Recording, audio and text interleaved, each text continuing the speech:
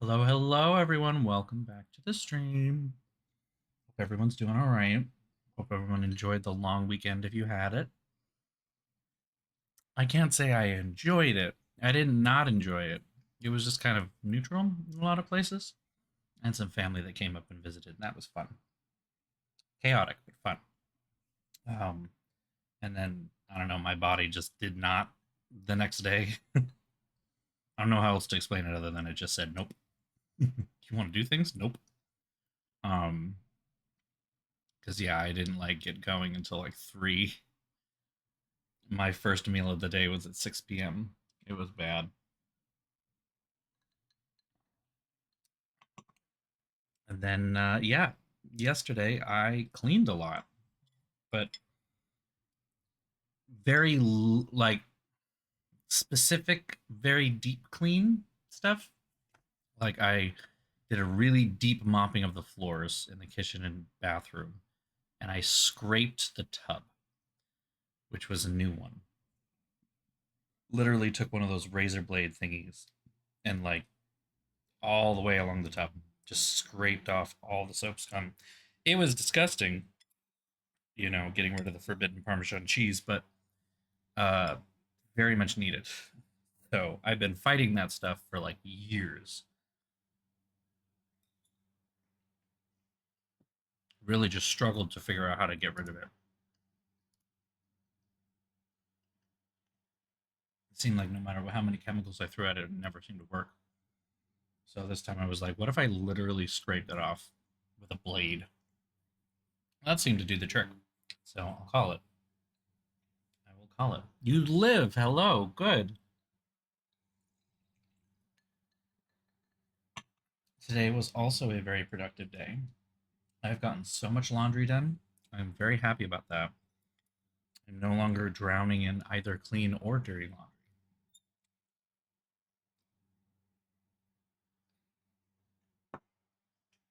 Feels very weird.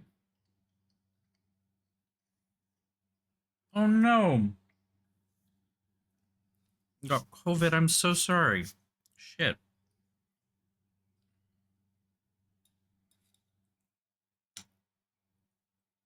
I hope you feel better soon. That sucks. But I haven't had COVID in a long time. Knock on wood. I'm trying to get the new vaccine, but it's not available in Massachusetts right now. I think Massachusetts is one of the 2 states that pharmacies have kind of been like, we're not sure we can do this until the national vaccine recommendations come out. And that's not scheduled to happen for a couple more weeks. But at the same time, Massachusetts and all the other New England states, except for New Hampshire, surprisingly, are looking at putting out their own vaccine recommendations completely separate from the federal government's, which might go further than the federal government's. So I am hopeful that I will be able to get the new fucking thing. So wild highs and lows, you've got whiplash. I'm sorry to hear that too. I mean, the highs are great, but going back and forth between highs and lows is stressful in of itself. I totally understand. I've definitely been there. So hopefully your life at least evens out a little bit. And yes, congratulations on the yoga teacher certification. That's pretty awesome. I hope that the class is instructive. You get some cool stuff out of it. That'd be nice.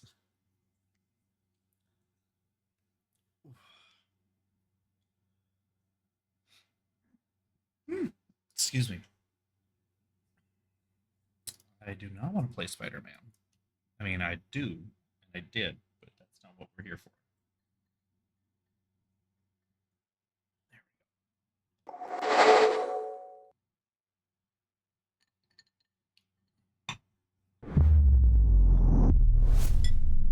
Yeah, I'm playing Spider Man 2 right now, which is quite fun. I'm enjoying it.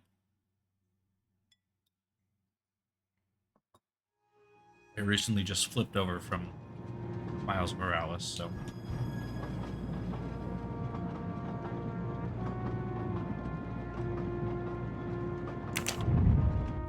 That's awesome, though. I mean, such a quick turnaround. That's so cool.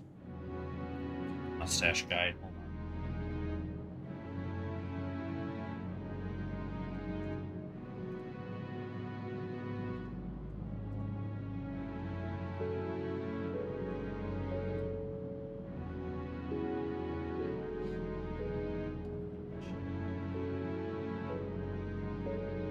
Her resolution.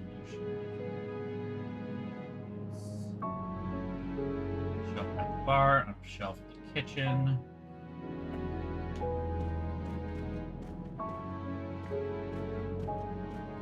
What do I have to do? Schmidt.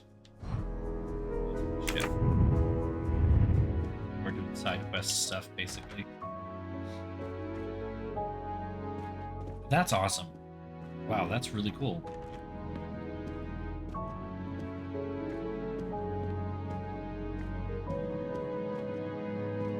For you.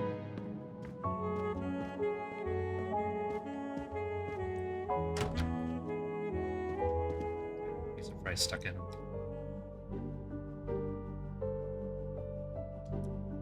That piece of fries stuck in a really weird part of my mouth.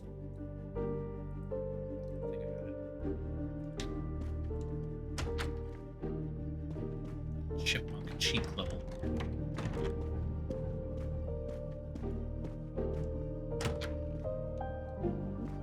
My birthday is on Thursday, which is easy.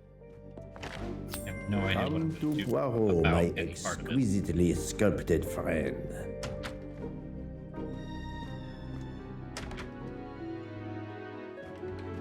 Ah, she's not in her cabin anymore.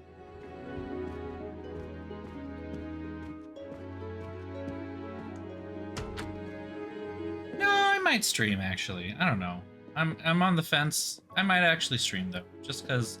I mean, I don't have anything planned for my birthday itself, so that's why I'm kind of like,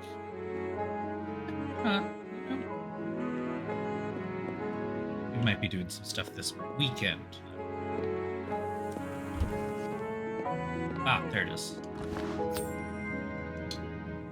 Another delightful trophy for my collection.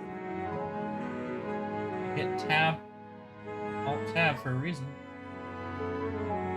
Talking to Pierre, compartment 302. Okay.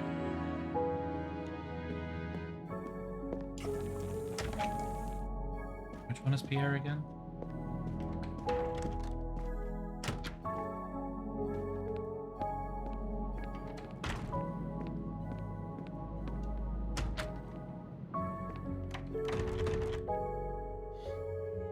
Ah.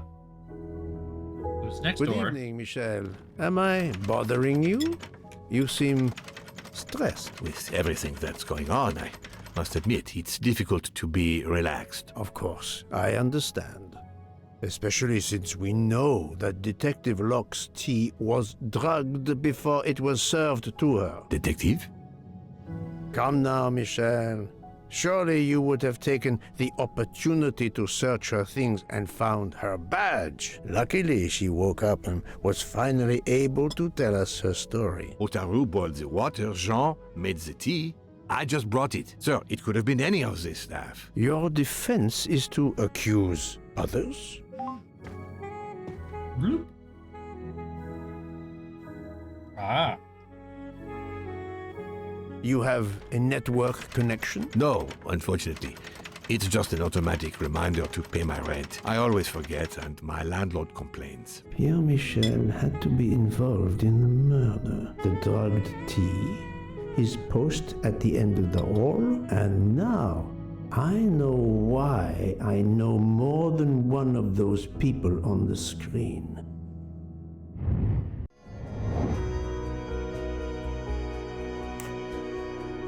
Well done.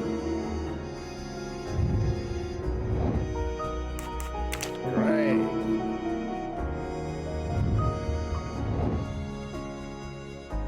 That's Hardman. Yes. Yes. Honestly, keep I'm forgetting right names. again. That happens to me a lot. Oh yeah. You are the father of Suzanne Moreau, Daisy Armstrong's nanny. My condolences on the death of your wife. What? But my wife... Enough lies. Suzanne does not bear your name? No. Suzanne's mother and I were divorced. Suzanne kept her mother's name. My most sincere condolences, Monsieur Michel, on the deaths of Suzanne and your wife. This job, I loved them, but I was never there for them. Then, a year after the divorce, Solange became ill. Suzanne took her to this special hospital in the US.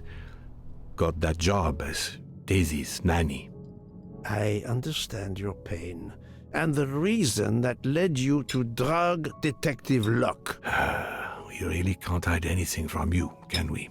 No, you Many can't. have been foolish enough to try and keep the truth from Very Hercule depressing Poirot. indeed. Yes, I admit, I drugged the tea. But it was only to keep her quiet until I could... But she reacted so much to the sleeping pills. She was lucky, as are you, that she didn't die. To be frank, there is one more thing that puzzled me, but I think I understand now.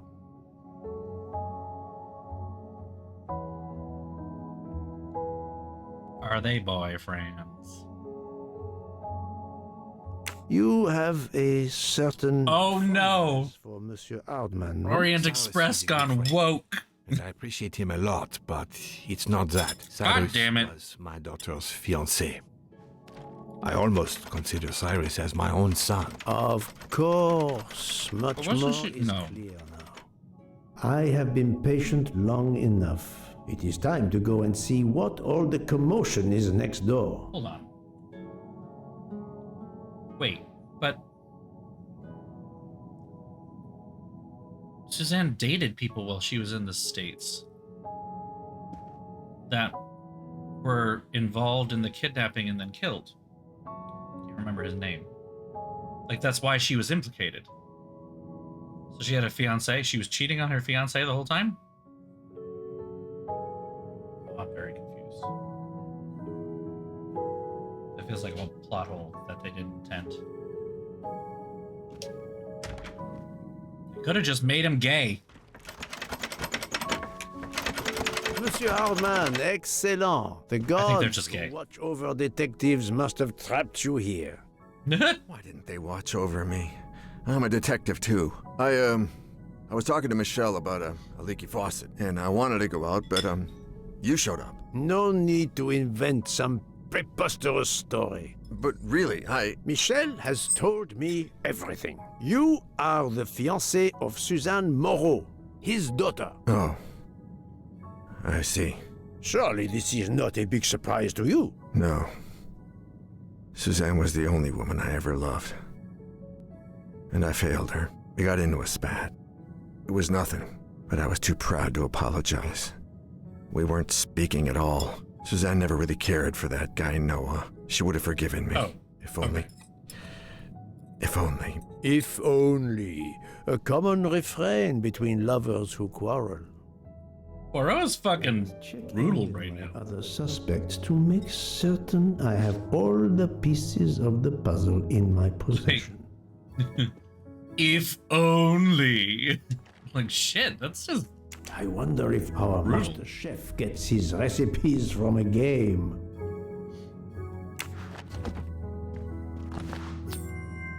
Well, Golden moustache. mustache.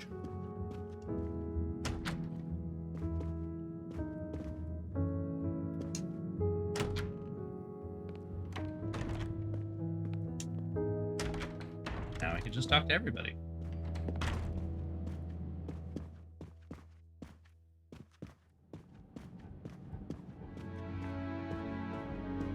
You're right, Mr. Book. This dessert is delicious. I'm glad we didn't wait for dinner. I promise the entree will be superb as well.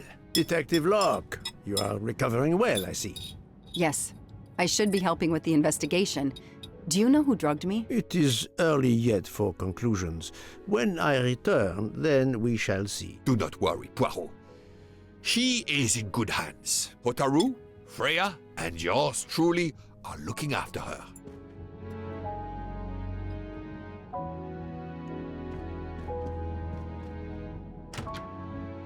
Okay. Food has been consumed. Stomach is now happy. Can I get you something, Monsieur Poirot? Everyone is so tense. An aperitif soon, Monsieur Fauché, with pleasure, when the matter is resolved. Creme de banana.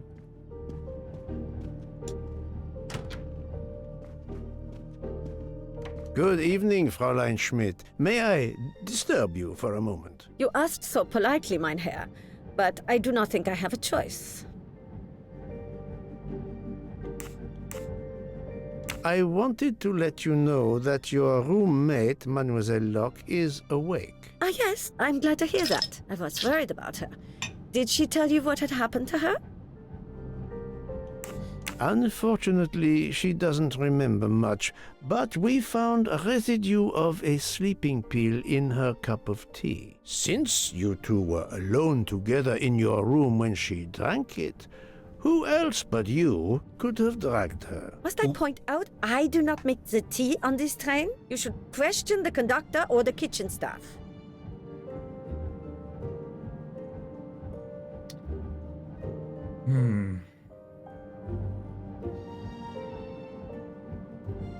Arrested guilt or...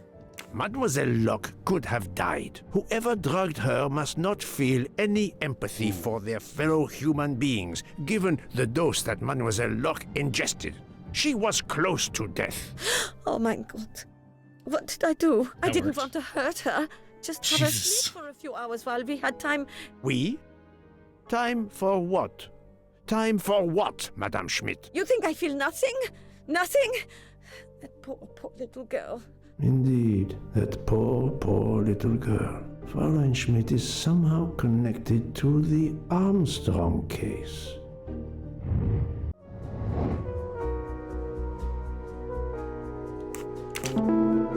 I feel like I'm metagaming by the fact that I know that. Right answer. Because in the novel,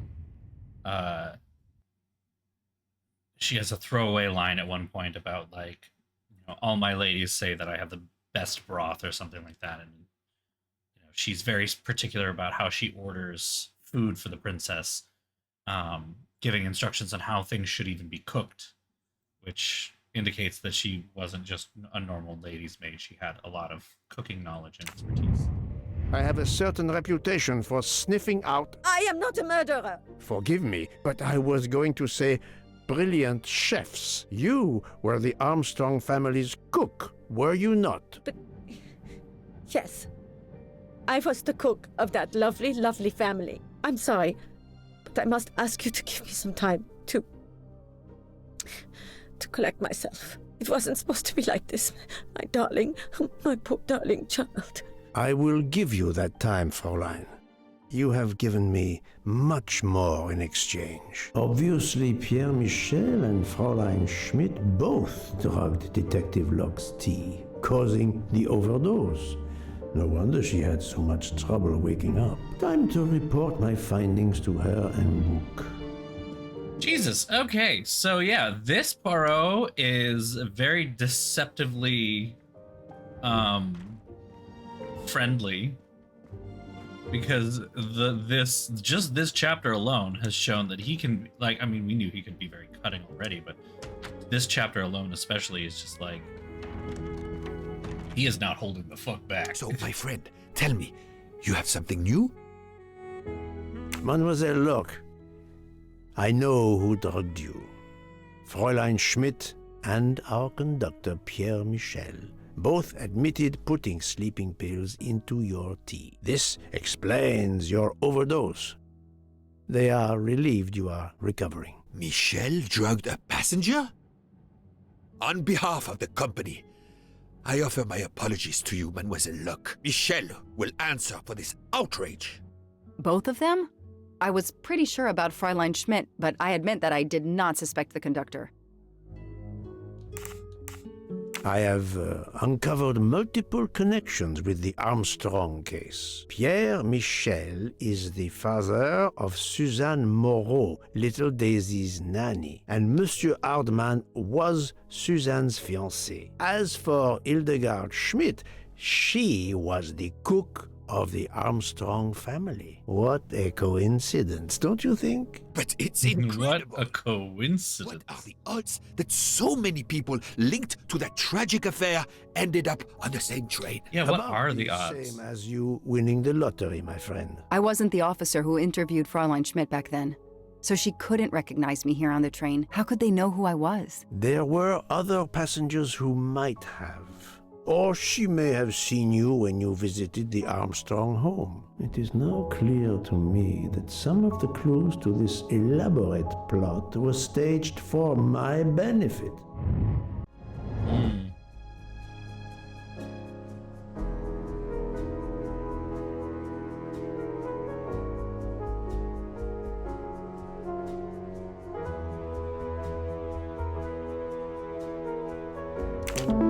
Yeah.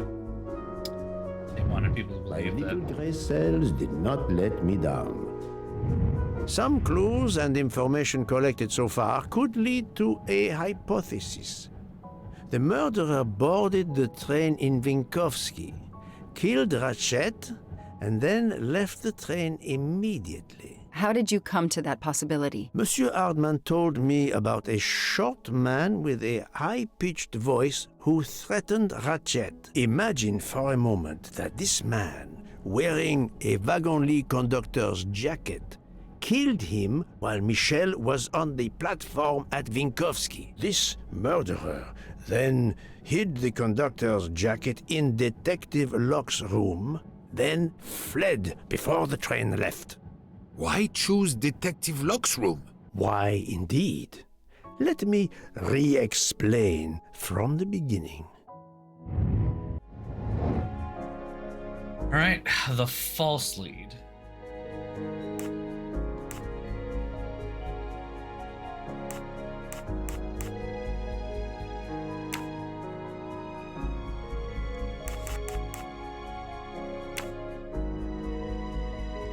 Midnight.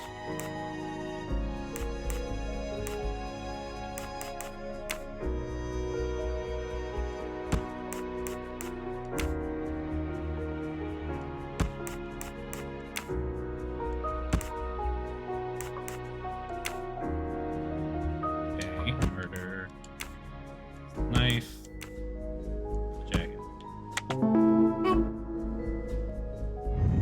Et voilà. I mean, it's kind of straightforward. Mon Dieu! Oui! That must be it! Everything fits so well! It fits too well, my friend. Other clues lead to a second hypothesis, much more plausible. There are several murderers, and they're all related to the Armstrong case. I mean, it's right fucking there. That was easy. So, we I'm right have again. multiple murderers, all related to the Armstrong case. The murderer from Vinkovsky was a fabrication to turn suspicion away from those on the train. They expected the investigation to be led by some small-town official who could easily be misled. Mr. Poirot? Detective Locke, forgive me. You are an obvious exception. You tracked Ratchet with the tenacity of a bloodhound. Unfortunately for the killers, they not only had you to deal with, but now they had, and I say this with all modesty, the world's greatest detective, Hercule Poirot, dropped into the midst of their meticulous planning. Multiple murderers? Multiple detectives? Poirot, please take pity on me. Who is linked to this case? Oh, we gotta explain for the people in the My back. friend, I have gone speeding out of the station without you. I will continue.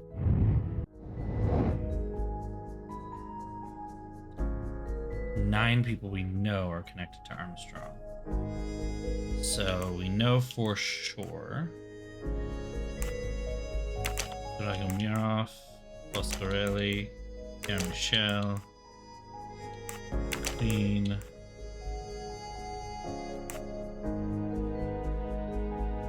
Hard, yeah. I don't really know that he is, so. 3, 4, 5, 6, 7, 8. I was gonna say, doesn't necessarily mean the suspect, just the people. Fräulein Schmidt, Pierre Michel, Monsieur Hardman, and Monsieur McQueen are all linked to the Armstrong case. I also know that Sonia Armstrong Trying not to metagame, it's hard. and godmother, Countess Andreni and Princess Dragomirov are on this train. And finally, Detective Locke discovered that Mr. Foscarelli was the Armstrong chauffeur. If we add Detective Luck and Ratchet, of the 12 passengers in that coach, 9 have a connection with the Armstrong case. What next, Poirot? Or should I say, who next? It is time to summon everyone. Everyone? Even Dr. Constantine? The train crew other than Michel? Dr. Constantine, yes. I will need him. But we don't want the others as witnesses. I will see that their duties keep them occupied elsewhere. Excellent. I have always thought this moment in a case is much like Rodin unveiling the thinker before a captivated audience. A work of art. Have you not felt that way, Detective? No, Mr. Poirot. I'm happy just to slap the cuffs on him. Well, there is some artistry in that as well, I suppose. Where would you like the unveiling, Poirot? The lounge? Perfect. Then I will gather all the passengers in the lounge.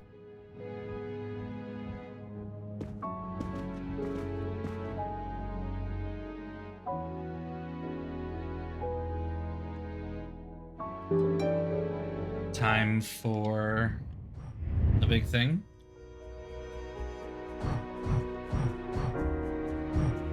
I mean, yeah, conclude the investigation and go to the lounge car. So, alrighty then.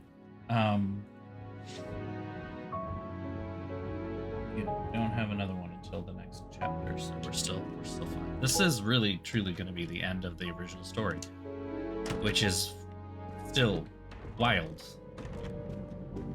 Huh. I admit I haven't quite determined. Can I get you some? An aperitif, soon. I haven't really figured out what I'm gonna play after this is done, because I don't think what is it called? The next one. Death on the Nile. What's the release date on this?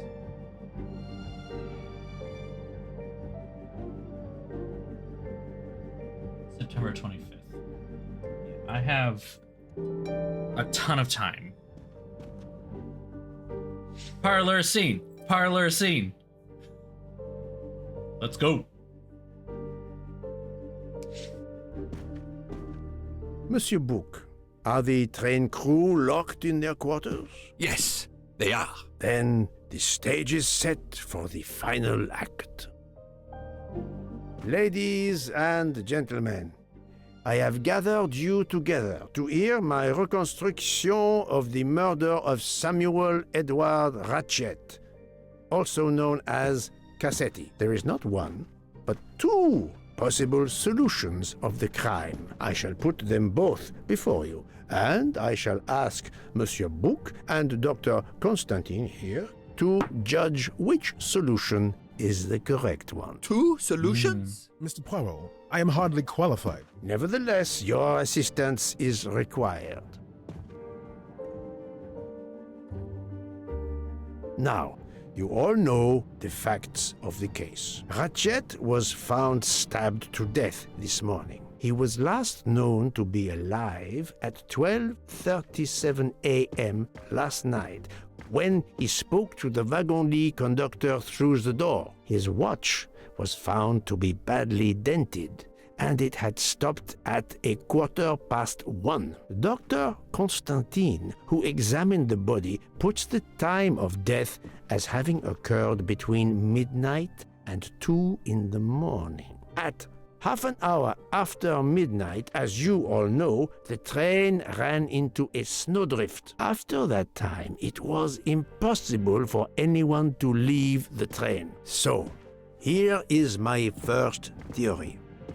The enemy, as Ratchet expected, joined the train at Vinkovsky by the door left open by Captain Arbuthnot and Monsieur McQueen, who had just descended to the platform. He was equipped with a wagon-lit jacket, which he wore over his ordinary clothes, and a pass key which enabled him to gain access to Ratchet's compartment in spite of the doors being locked. Ratchet was under the influence of a sleeping draught. This man stabbed him with great ferocity, 12 wounds in all. He left the compartment through the communicating door to Madame Hubbard's compartment. Yes, that's so. Scared me half out of my wits. The murderer thrust the dagger he had used into Mrs. Hubbard's handbag in passing.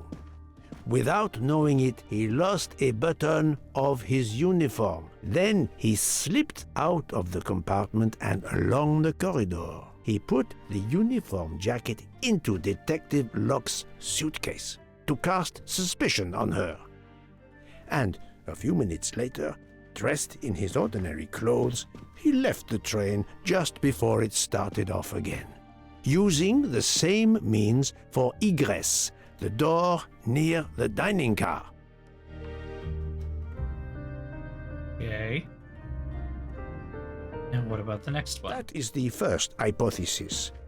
But there's a second. For that, we must examine the motive for the crime. Why was Ratchet killed? It wasn't for money. Nothing was stolen. We got revenge, though. The motive is clear. Revenge. Revenge, of course. Nothing was stolen, and we know that Ratchet had made many enemies. This was a premeditated crime, meticulously planned. Months in advance. I mean, the train had to be sold out. Since the kidnapping and death of little Daisy Armstrong, which traumatized many people close to the family. Even when the police concluded that it was Suzanne Moreau, questions remained. Detective Locke continued her investigation, as did others. They became convinced the truth lay elsewhere. We now know who the real murderer of Daisy is. Ratchet. It is clear now that Daisy's killer was Ratchet, also known as Cassetti and Michael Clark and how many other names. But of course, many of you have known this for a long time. It is obvious that the 12 stab wounds are not a random number. Dr. Constantine's analysis revealed that some stab wounds appeared to have been caused by a right-handed attacker.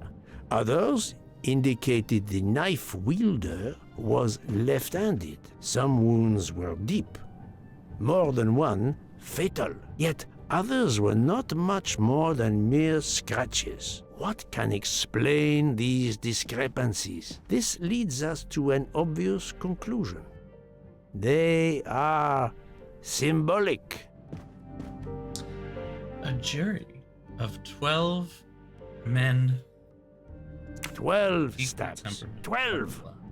The same number as a trial jury in the United States. But not just a jury of 12 members condemning him to death, but 12 executioners as well. This self-appointed jury had meticulously planned for everything except Snow.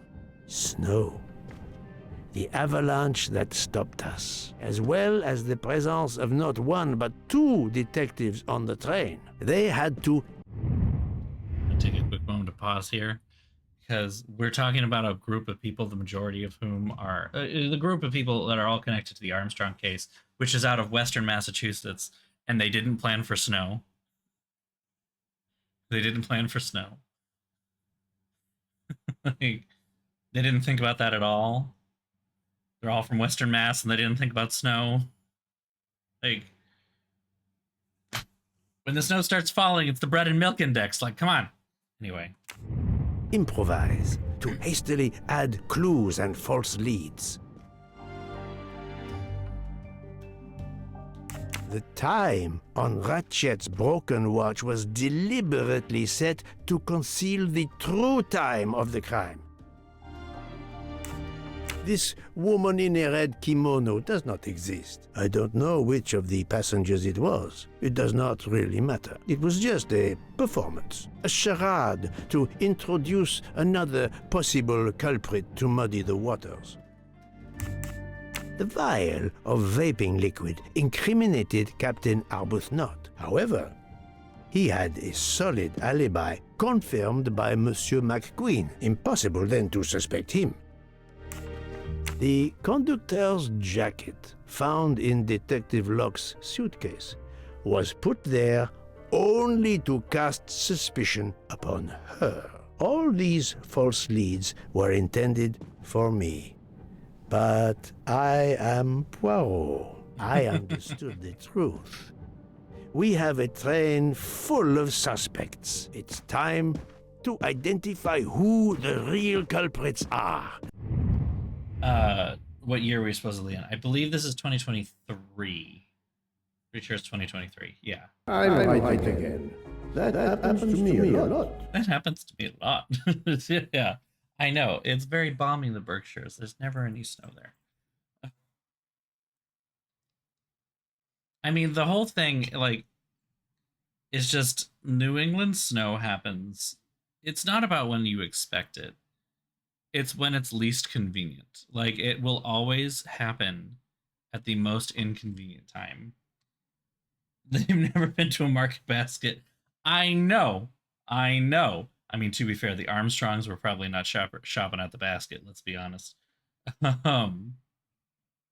like, I don't know.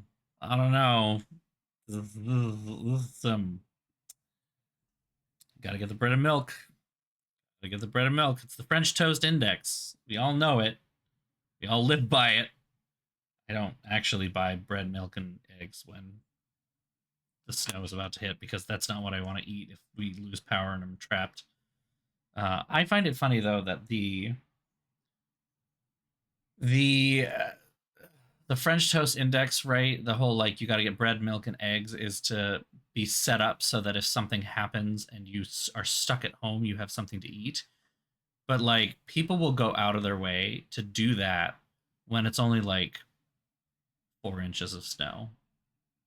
And it's like, no. The bread and milk index, like, the French toast index gets activated when we're talking, like, 8+ inches, okay? When we're talking about significant snowfall and something could go wrong kind of a deal, right?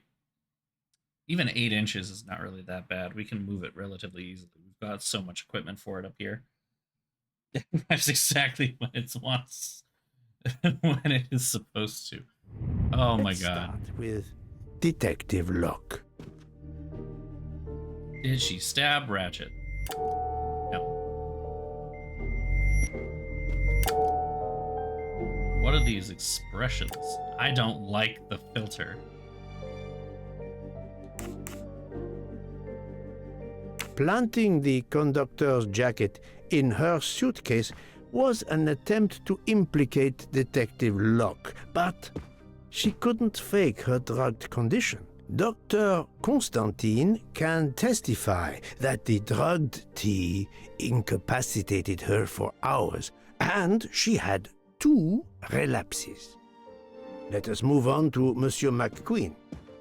When I told him about Cassetti, he looked very surprised that I managed to make the connection between him and the Armstrong case. He told me, "But I thought we had..."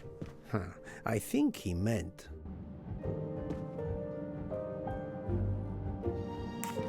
Eliminated all the clues. You thought you didn't leave any real clues linking the murder to the Armstrong kidnapping. Moreover, you insisted that Ratchet did not speak French when you knew I had heard a voice calling out in French that was supposed to be Ratchet.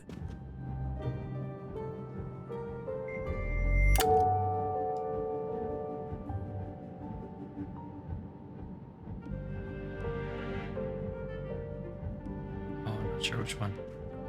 The photo, I don't think. father. Motive.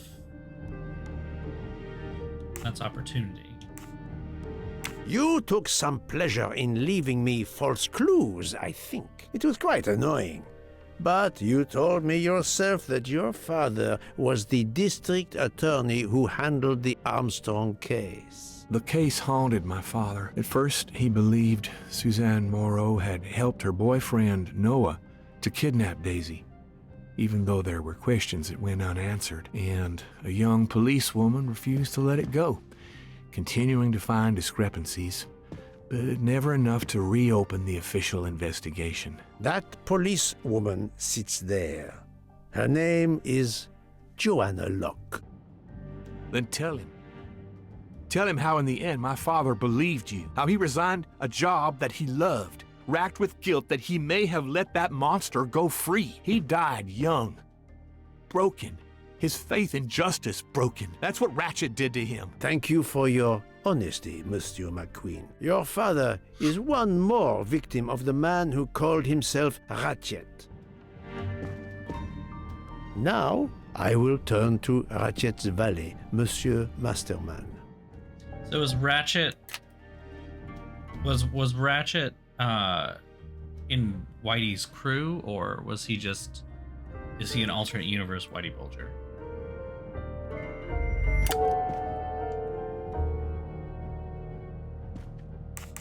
Ratchet sensed danger close to him and naturally wanted to stay awake. You gave him sleeping pills without his knowledge. Once he was sound asleep, you could do what you had to do in peace. Sir, I'll tell you the truth. I was Colonel Armstrong's adjutant in the war, sir, and afterwards, I was his valet in New York. I'm afraid I concealed the fact this morning. It was very wrong of me, sir, but I knew how suspicious it would look. Is that all you have to say? That's all, sir. Now, to leave no suspicious stone unturned, let us move on to Very Monsieur... suspiciously skipping What? over a certain person. Me? A suspicious stone? No, he didn't. He's not smart enough for that.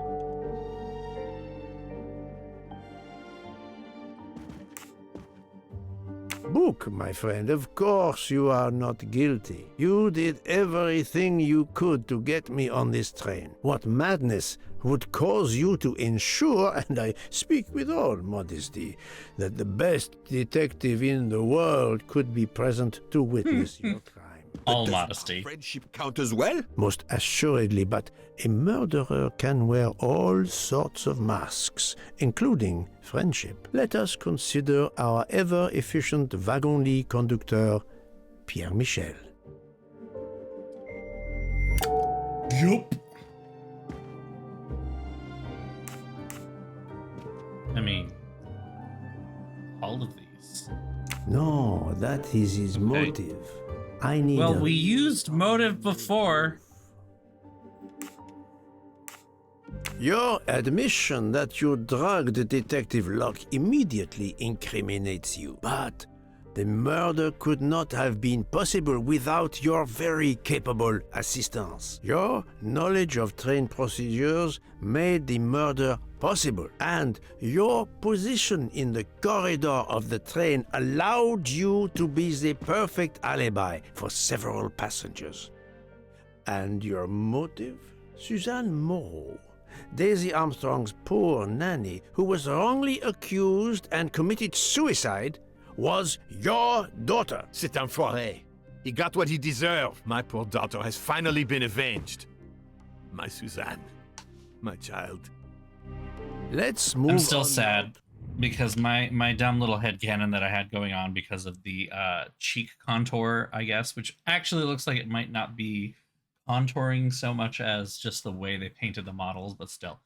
Like the lips, the contouring, the face structure, like there was enough similarity that I could see between Suzanne Moreau and the bartender that I was like, trans man. I love this. Like, I love that. I love that. I want that to be the case. And then it wasn't. She actually did die of suicide. Which, to be fair, if she hadn't died and transitioned instead, then that wouldn't exactly be a motive to kill Ratchet for him. I wanted it anyway. To Monsieur Hardman, one of 3 detectives on this train. Yes.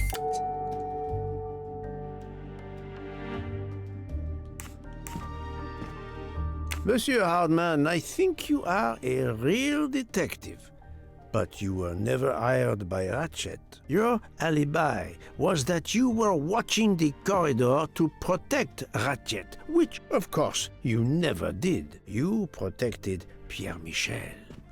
However, we just saw that his alibi doesn't hold up, so neither does yours. I don't know about the conductor. Being Suzanne's fiancé, you had a substantial motive to punish Ratchet. You used your detective skills, just as Detective Locke did, to hunt him down and finally avenge the death of your beloved. That's right, Mr. Poirot.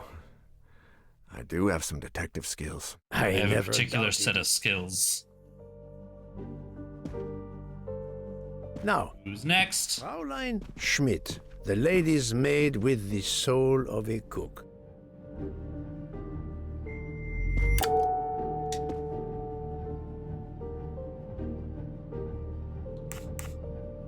Fraulein Schmidt, you told me of your remorse for drugging Detective Locke. I believe you are sincere. However, as the cook of the Armstrong family, you experienced the drama from within. The death of Daisy, then Sonia Armstrong, who died in childbirth, and finally, Suzanne and John Armstrong. So much misfortune in that poor family. The death of this criminal is only justice. Let us move on to Countess Andreni. I was impressed by the earnestness of her husband when he swore to me solemnly on his honor that his wife never left her compartment that night. Should I believe it? She did. Even if it seems logical, it's more complicated than that. I believe Countess Andreni. Really?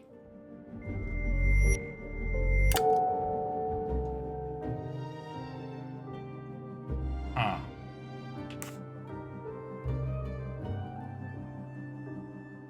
Countess Andreni, being Sonia Armstrong's sister, you had every reason in the world to want to avenge her. But you were incapable of stabbing someone, even after what he had done to you and your family. The night of the crime, you simply took a sleeping pill. I appreciate the irony that nearby, Detective Locke was also in a drugged sleep. When you awoke, you thought the nightmare was over. Rudolph? Hush, my love. Hush. Excellent transition. I was coming to you, Count Andreni. Okay, so he didn't like his face. 12 people, a jury. This was very important to all of you. If Countess Andreni did not stab Ratchet, someone had to take her place. And you, Count, the beloved husband. I've seen how fiercely you love and protect your wife. Enough! I would do anything for Helena. Anything. Even that. Yes, even that. Let's move on to Monsieur Foscarelli.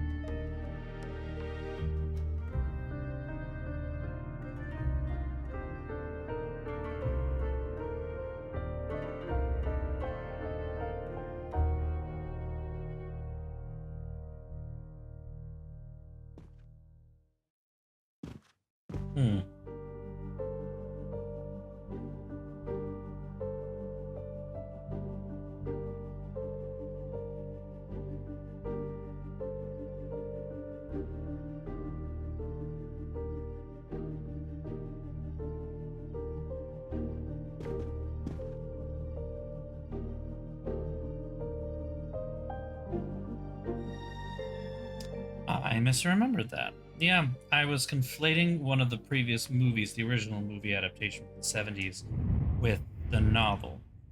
Because in the movie adaptation, the Countess is there for the stabbing, has trouble with it, and her husband, like, helps her, basically. But I guess, yeah, no, in the original novel, she can't do it, and so she just takes a sleeping pill to give her an alibi, and her husband steps in.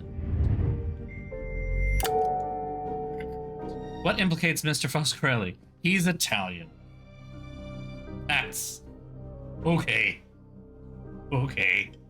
Detective Locke found out that you were the Armstrong chauffeur, and that you planned to travel on the same train at the same time as Ratchet. That is what made her decide to obtain a ticket as well. Unfortunately, she could not prevent the murder. Have you lost your tongue, Mr. Foscarelli? Oh, Daisy. She was the delight of the house. Tonio, she called me. And she would sit in the car and pretend to drive me. And you, Mademoiselle Olson, a champion for the immigrants, a worthy calling.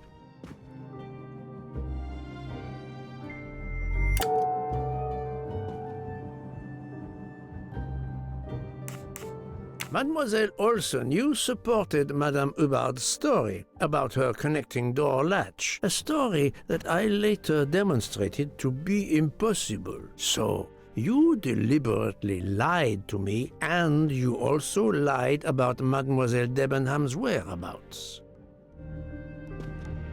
Enough! I can't take this anymore! I know what you want from me, Mr. Poirot. Very well. Here it is. She was my little Daisy, my angel, so patient. When I patched a scrape or took her temperature, that was my job. But she was so much more to me. She was a shining light in an ever-darkening world. I've tried to honor her by caring for children who have lost everything. Thank you, Mademoiselle Olson. You too shed light on your part in this mystery. You were Daisy Armstrong's nurse. I will ask you no more questions. It is enough that you have admitted what I know to be the truth, and I understand. Let's move on. Dr. Constantine. You suspect me? I know none of these people. I didn't know Ratchet either, and I've taken a solemn oath to help people, not murder them.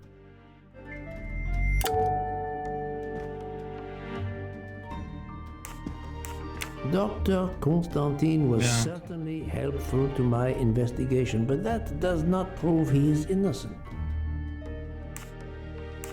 You are one of the few people in this room not to have any connection with the Armstrong case. Moreover, your alibi is confirmed by Monsieur Bouc, whom I would trust with my life. That is very kindly said, my friend. We now come to Mademoiselle Debenham and Captain Arbuthnot, whose relationship was not in doubt from the moment I inspected your room at the hotel. You have a bloody nerve. Indeed, I do. God, you guys are so... Congratulations. But I would rather talk about your relationship to John Armstrong.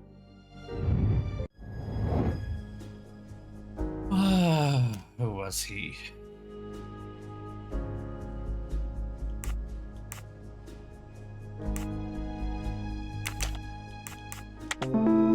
Served together. Yep. Et voilà. Et voilà. Captain Arbuthnot, you served in the army with John Armstrong. What I don't understand is why a man your age is still a captain. One might expect you to be a colonel as well. Ever fought in a war, Poirot? It was war that first brought me to England. Then you know. Hold up. Hold up. It was war that first brought me to England? How old is Poirot in this? Not here. Because in the novel, the war that brought him to England is World War One. But in 2023, what was it like? What war are we talking about here? I mean,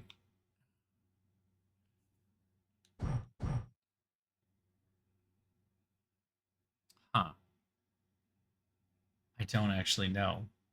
What war forced him to leave Belgium? I guess, maybe, but he would be... But it could, like, it would have... Even if it were World War II, he would be extremely old at this point. And he's not that old. Like, he would be Princess Dragomiro's age. This doesn't make sense. Poirot's actually just an immortal being. I mean, maybe. I don't even know anymore. It's like there's a shattering sound and death and mistakes acting on intelligence that proved to be wrong. I sent a patrol to their death. Good men, brave men, wasted. John testified on my behalf at a court-martial. I'm not a colonel. I don't deserve to be, you bloody fool. But I'm also not in prison. John remained my best friend until... There, you have my story. Understand now? Archie, calm down, please. You're right, Mary. What you see in me, I don't understand. Oh, Archie, I see in you what John saw. Miss Debenham, I'm sorry. My turn, is it? I'm afraid so. And you have caused me quite a puzzlement. Your connection with the Armstrong family was not obvious. Then I remembered the job you currently hold.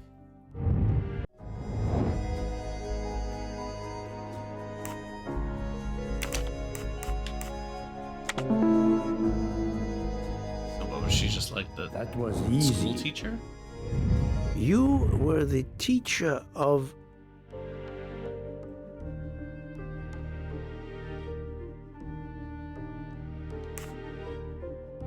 You were the teacher of Helena Andrény, whose maiden name was Helena Goldenberg before she married Count Andrény. Yes, absolutely. Why lie to you? She was an excellent student. Captain Arbuthnot. Yup.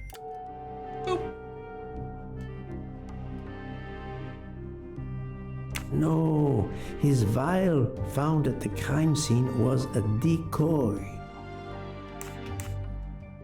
You had one of the strongest alibis, thanks to Mr. McQueen. But his testimony melted like a snowflake. There went your alibi. Poof! Unless you have another one. Poof. As for you, Mademoiselle Debenham,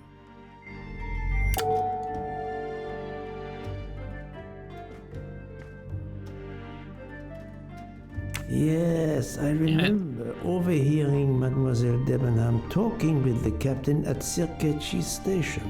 She said, "Not now, not now, when it's all over." That's significant in light of what we now know, but not enough to incriminate her. Mademoiselle Olsen was the only one who could confirm your alibi. I think you know where you stand. Very good, Mr. Poirot. Are you satisfied? Not I yet. will be soon. Now I must turn to Sonia Armstrong's godmother, Princess Dragomirov.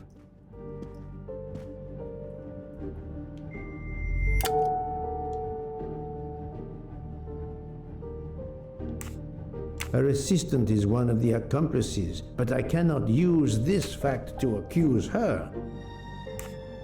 Princess Dragomirov, you weren't on my list of suspects at the start, given your social position. I left my social position in a cold country. Do you object to being addressed as Princess? I deny people the opportunity. It makes a good story to tell their friends. It also guarantees a good table in the best restaurants. Princess, there is also, forgive me, your extreme physical fragility. It does not stop me when I must be strong. Indeed.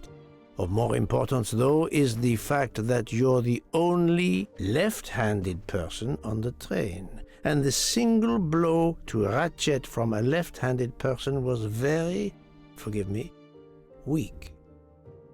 Finally, I'm afraid I know the alibi that you shared with Fraulein Schmidt is false. You have been very thorough, sir. I hope you will permit me to say But the we are much alike. handkerchief. I am honored. Okay. Now it is time to end with Mrs. Hubbard, or should I say, Linda Ard. Linda Arden. If Princess Dragomirov hadn't told me about her relationship with this famous actress, I might not have made the connection. But you are a great actress, madame. Your performance as a flighty, self-involved woman was superb. I never would have guessed something entirely different. As for what ties you to the Armstrong family, it is obvious.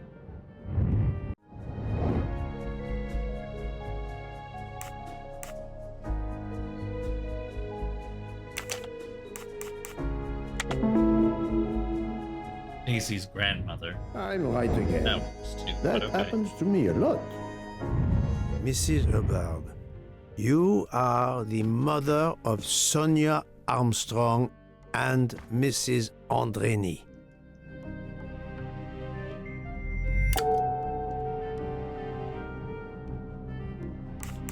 Madame Hubbard, you really are a remarkable actress. You put so much effort into your character and into staging the murder. I saw it as a perfect mosaic, each person playing his or her allotted part, so carefully arranged that if suspicion should fall on any one person, the evidence of one or more of the others would clear the accused person and confuse the issue. Everything was meticulously planned. But you hadn't expected that Detective Locke and I would be on this train, and the avalanche would block it on the night of the murder. You had to improvise. But again, improvisation would be another of your skills as an actress. So you came up with the story that the latch on the door that communicated with Ratchet's compartment was hidden by the handbag. I always fancied myself in comedy parts. That slip about the sponge bag was silly. Shows you should always rehearse properly. You know all about it, Mr. Poirot. You're a very wonderful man, but even you can't quite imagine what it was like. That awful day, I was just crazy with grief. So were the servants. We decided then and there that the sentence of death that Ratchet had escaped had got to be carried out. There were 12 of us, or rather 11. Suzanne's father was over in France, of course. First we thought we'd draw lots as to who should do it, but in the end we decided on this way. It was the driver, Antonio, who suggested it. Mary worked out all the details later with Hector McQueen. It took a long time to perfect our plan. We first had to track Ratchet down. Hardman managed that in the end. Then we had to try and get I want Edward to see and every Hector single one of to his Poirot's employment. pores. Well, we managed that. Then we had a consultation with Suzanne's father. Captain Arbuthnot was very keen on having 12 of us. He seemed to think it made it more orderly. He didn't like the stabbing idea much, but he agreed that it did solve most of our difficulties. Well, Suzanne's father was willing. Suzanne had been his only child. We knew from Hector that Ratchet would be coming back from the east sooner or later by the Orient Express. With Pierre Michel actually working on that train, the chance was too good to be missed. My daughter's husband had to know, of course. and he insisted on coming on the train with her. Hector wrangled it so that Ratchet selected the right day for traveling when Michelle would be on duty. And then, at the last minute, you came. For the rest of the story, you worked out everything, Mr. Poirot. You were right about all of us. What are you going to do about it? If it must all come out, can't you lay the blame upon me and me only? I would have stabbed that man 12 times willingly. It wasn't only that he was responsible for my daughter's death and her child's, and that of the other child who might have been alive and happy now. It was more than that. There had been other children kidnapped before Daisy, and there might be others in the future. Society had condemned him. We were only carrying out the sentence, yeah. But it's unnecessary to bring all these others into it. All these good, but we still have You are a director of the company, Monsieur Book. we still have 5 more chapters after this.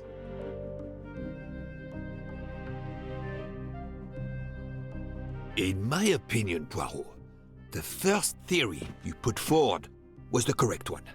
Decidedly so. I suggest that that is the solution we offer to the police. You agree, Doctor? Certainly, I agree. As regards the medical evidence, I think that I made 1 or 2 fantastic suggestions. Then, having placed my solution before you, I have the honor to retire from the case. So what happens next? There's the shot. That's the money shot. All right. Of course, we actually aren't seeing. The train does need to be freed. They just die there. Like. Huh. Okay, but now, what's that?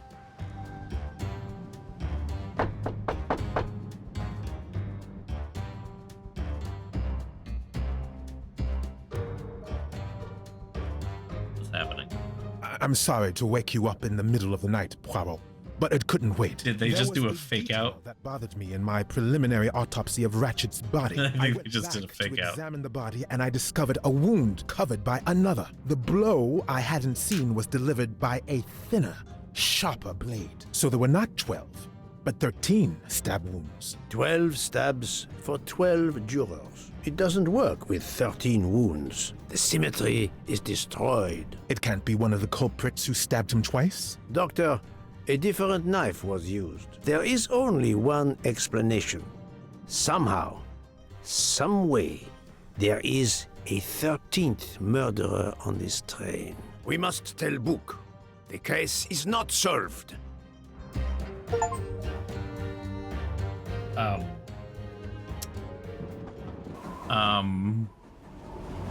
I don't know how I like this. I'm already. Okay. Please come in. Ah, Book. I see we are moving at last. Yes. The way was finally cleared while we slept. If all goes well, we will arrive in Venice this evening. The train will be there for several hours for refueling and reprovisioning. What do we do with the 13th murderer? Do you have a lead? I thought about it.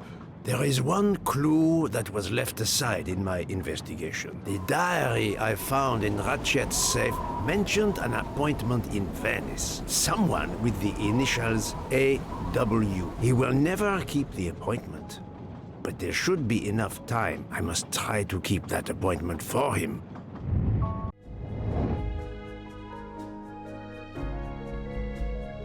Okay. I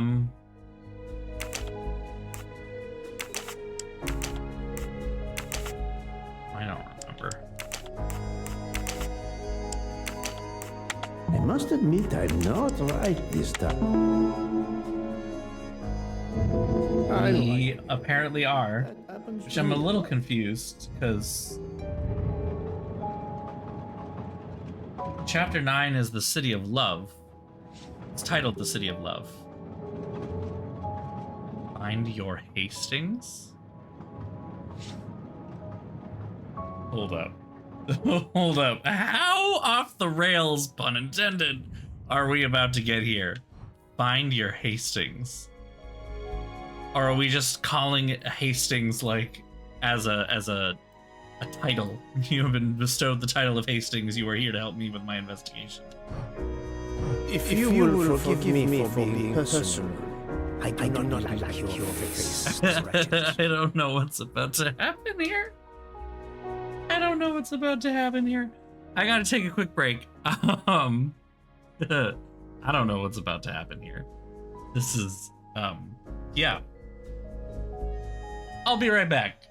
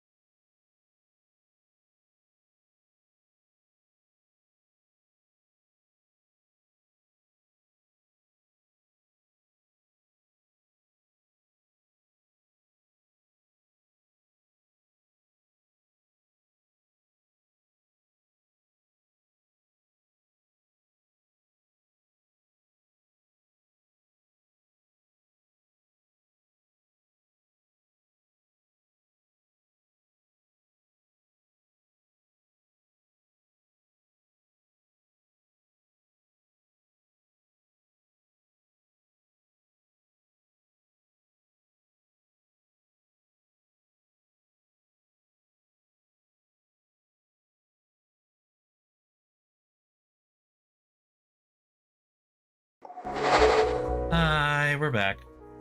I'm back with hot chocolate and cinnamon churro tortilla chips, which are fucking amazing, by the way.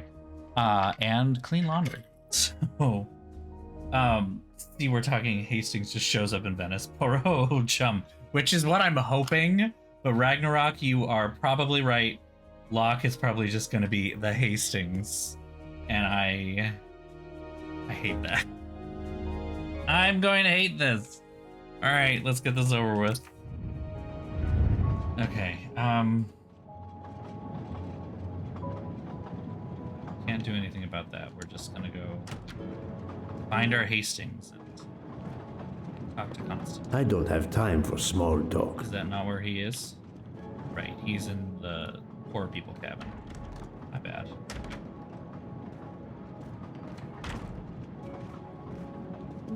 How would it look to the police if I asked a suspected murderer for help?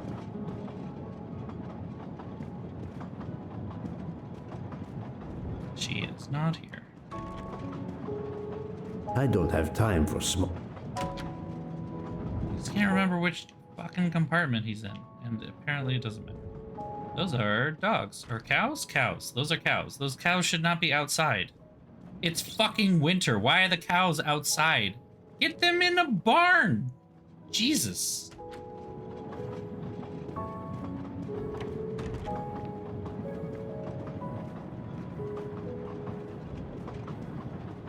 Kill the cows, Jesus.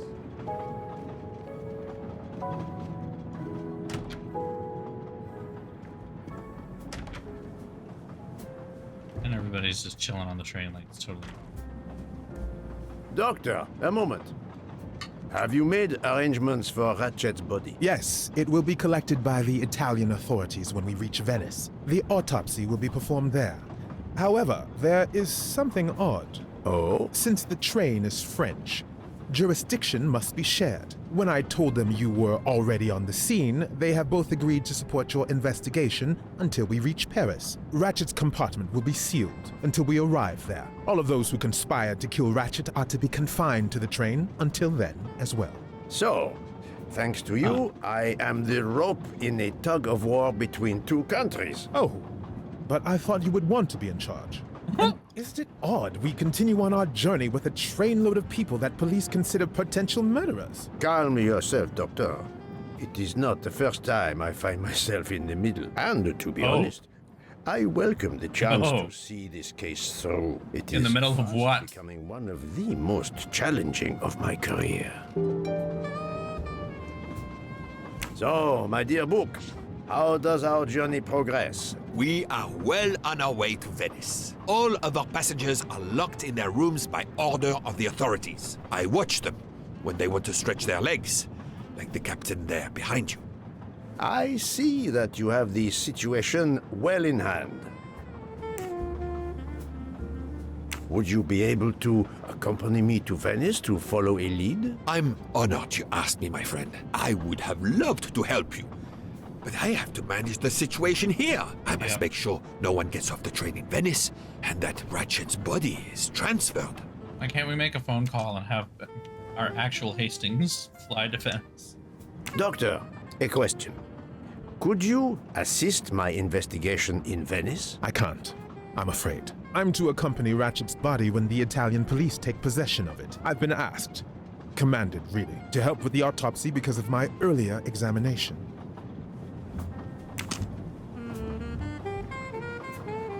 God damn it, they're gonna make me.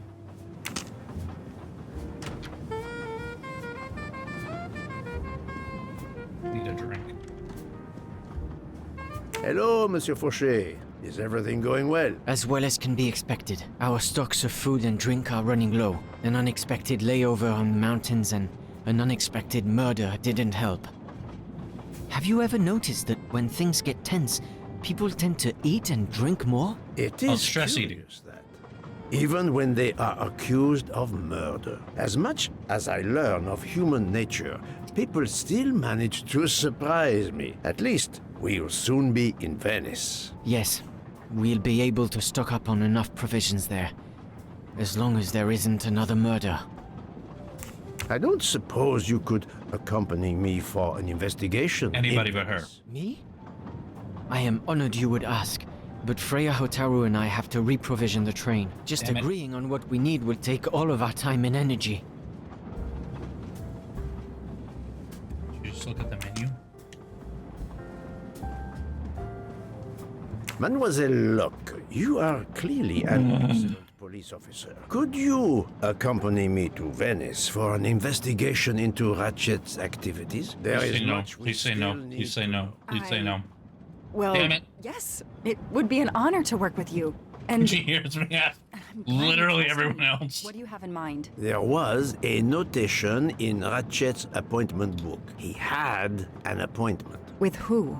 There were only the initials A.W. They were to meet at 10 o'clock at the Fontana dei Conigli. I guess she's not that bad. She's just such If a you will blank forgive me slate for being character. personal. Already discovered the I 12 do not conspirators. like Why is this meeting important? Unfortunately, the case is not complete. Dr. Constantine has discovered the presence of a 13th stab wound. One of them could have stabbed him twice. The wound was made with another, finer blade. Why would one of them have used two knives? Did they want to confess they killed him more than the others? And if so, why bother to deny it when they have already confessed? No, it makes no sense. And I do not close a case until all questions have been answered. You, of all people, must understand this. You're right. I do understand. I'll help you.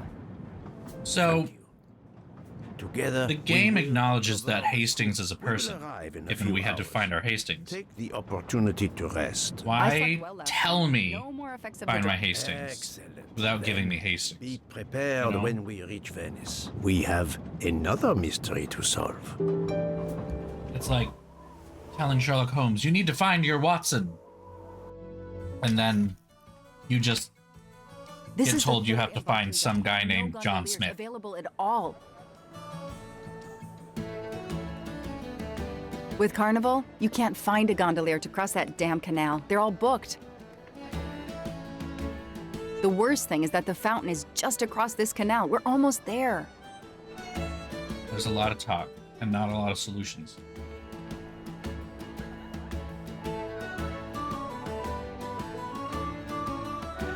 I was just saying, yeah.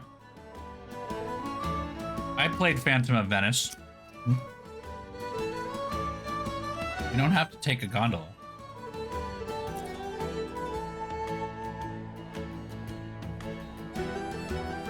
I see a gondolier just over there. And I have to control her too. Damn it.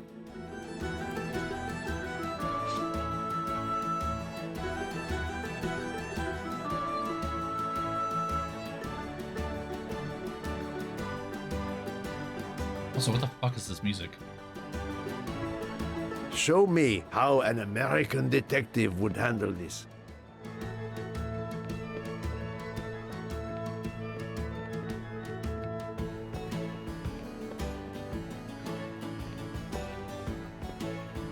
That's not what I'm looking at.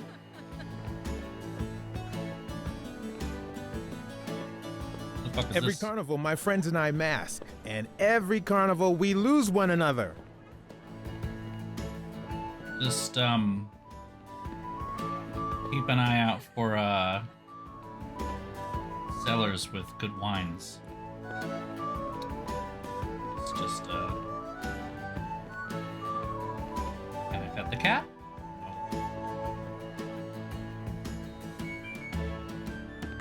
I do not know whether this map that I'm looking at, I guess it's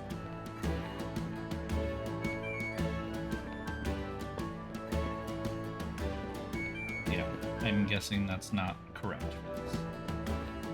Ooh. It's giving Zelda Town Square. Yes. Yes. That is exactly what it feels like. You are absolutely correct. No notes.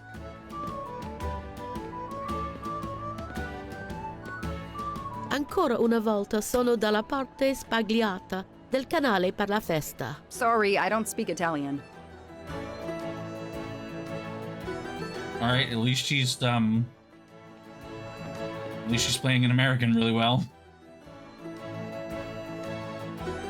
Hi there. We'd like to cross the canal, please. There is a bridge about a kilometer down the canal. Please. According to the map, the Fontana dei Conigli is just across the canal here. No, I, Gabriele, cannot help you. I'm sorry. We'll miss the 10 o'clock rendezvous if we try to get through this crowd. And have to walk a kilometer in both directions. Why is he refusing to take us across? He looks upset. I should try to find out why. If it's a matter of price, I'm sure we can work it out. Money? Money won't help me now. His problem isn't money. What is it then? What fucking internal monologue are we doing? Why?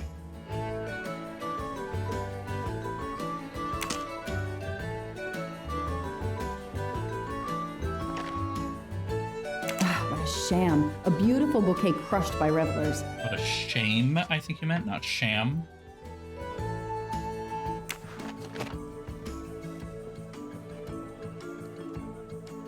Bella Chiara, the beautiful Chiara. A beautiful name for a beautiful gondola.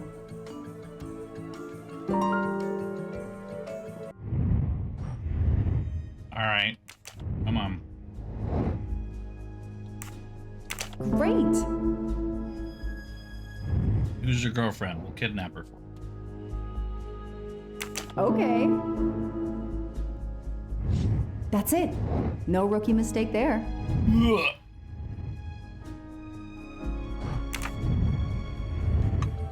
All right.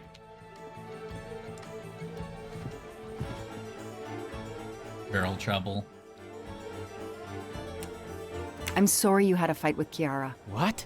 How did you know? I'm a detective. I'd like to help, if I can. If you have a spare engagement ring, detective, I'll take it. Ah, I see. You lost the engagement ring you were planning to give Chiara? Lost? It is worse than that.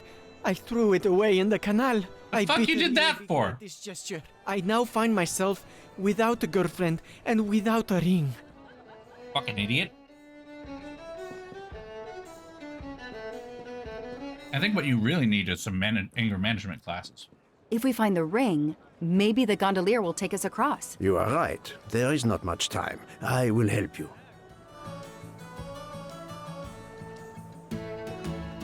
How are we supposed to find it in the canal?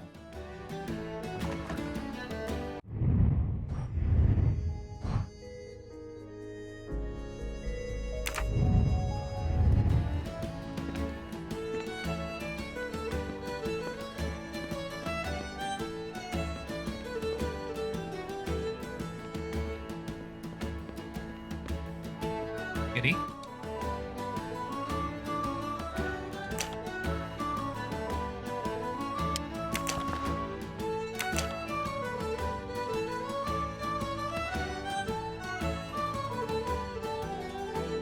Okay, my guy, my dude, let me tell you right now how pointless diamonds are. And maybe you should have gotten a bigger, nicer, not diamond stone rather than a tiny, shitty diamond. I know someone who will be happy.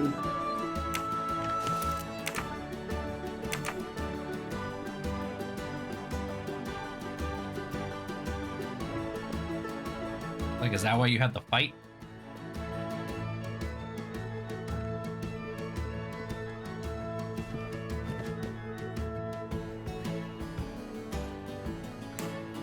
Excuse me.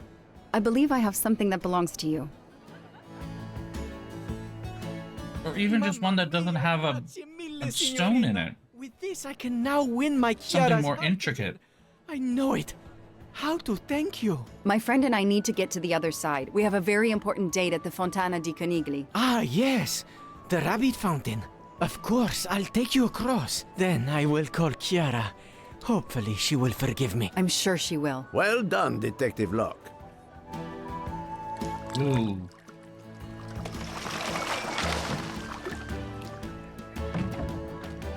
I'll just sit next to him like, hey, buddy. Let's talk about your girlfriend problem. Venice is very charming. You will love it.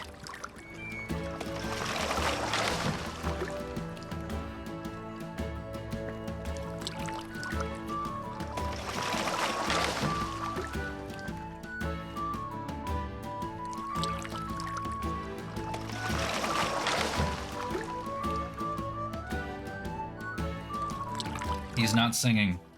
I'm disappointed.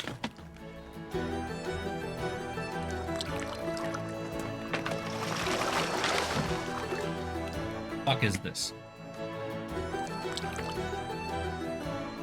If it's not too much to ask, can you wait for us until we return? Yes, no worries. I can call Chiara from here to find the fountain, walk along the quay on the left, then we just run cross back. the bridge, and you are there. You cannot miss it. Got it. Thank you. Thank you, Signorina. You have made me the happiest gondolier in Venice. Yes, I assure you, I found your ring. Okay, so now this is the map. I am sure this little problem will pose no challenge to you.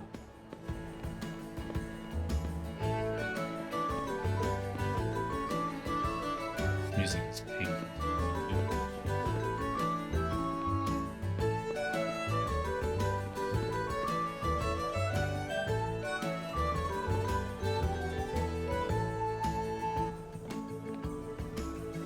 That is the rabbit fountain. I don't wanna.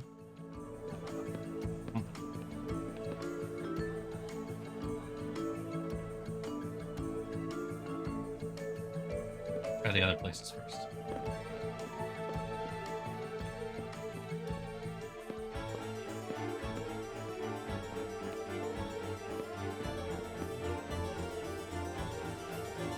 Did want to be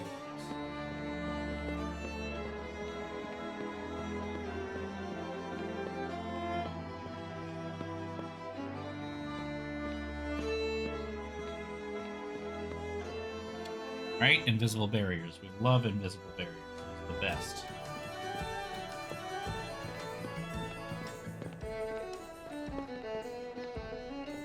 Oh.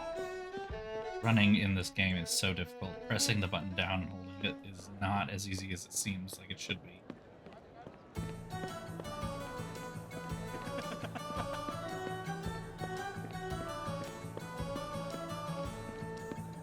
Oh, goddamn. All right. I guess we're not allowed to get any of the other ones yet. Fine.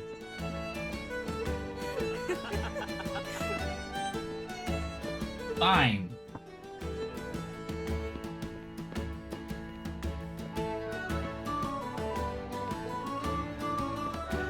I mean, I guess in some way I'm kind of happy they just made this up.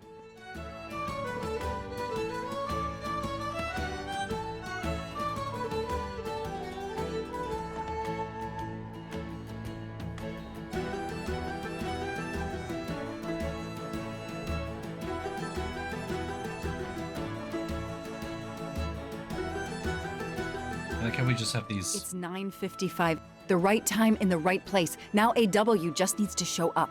Speak a little louder. You made me run, Detective Locke. Poirot does not run. I'll wait, sitting down.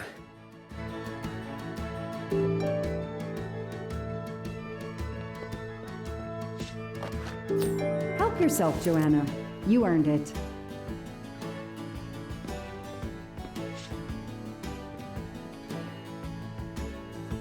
So how?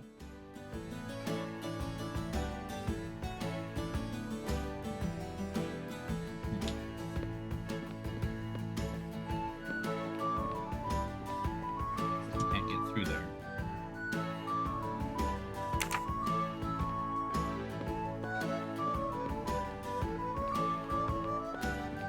Did you see anyone who could be AW? No, no one. But who knows what those masks and costumes are hiding? Okay. Did you have an appointment here at the fountain? Yes, to party.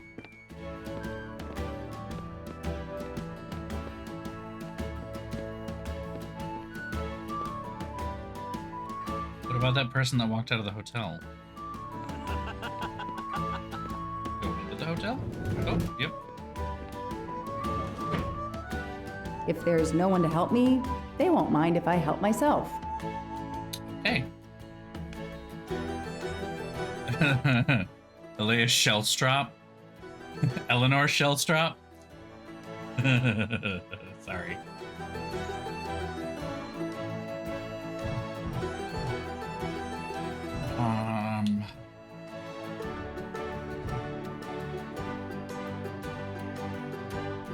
This is the bad place.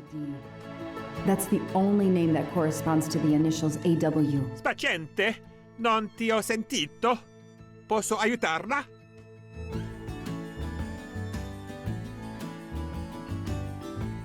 I'm sorry, I don't speak Italian.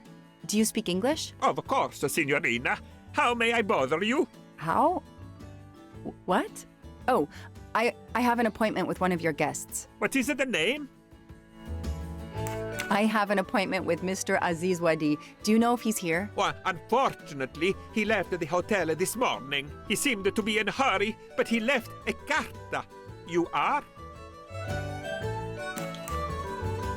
Mrs. Ratchet.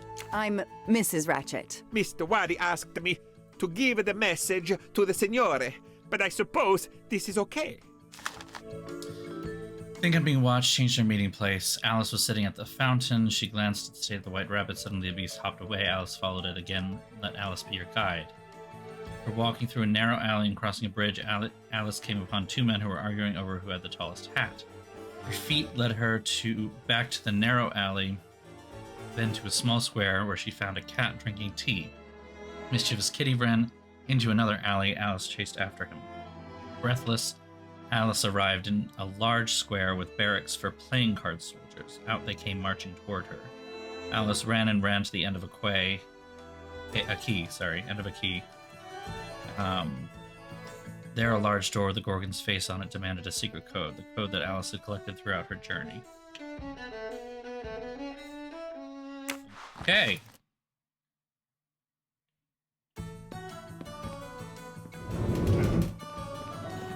So, mademoiselle, was our mysterious AW here? No, but I managed to get his name, Aziz Wadi, and a letter he wrote for Ratchet. It seems to be a kind of riddle rhyme. Let me see.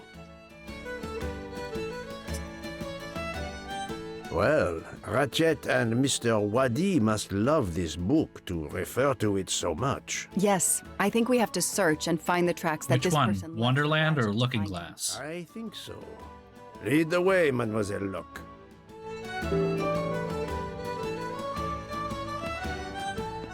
Alright, now we can explore more freely.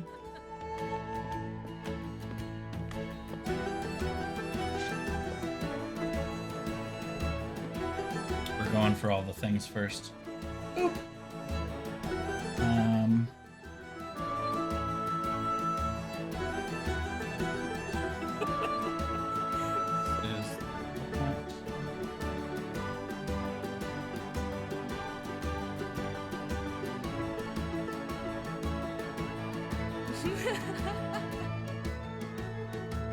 Okay, should be able to go straight left into this big space, then right, and that will give us our next. Yeah, right there. Boop. Shiny facial hair. The good news is that it's gold. All right. And we actually need to continue on this way. On my way.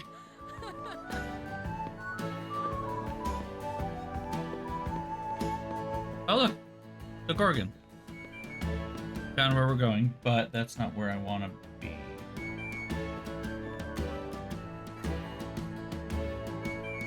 Or it's on the other side of that.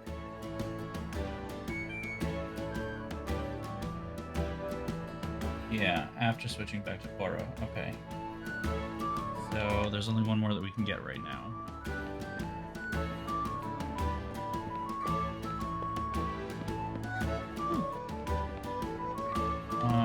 It's just, yeah. Try to make my way through this crowd of awful dancers.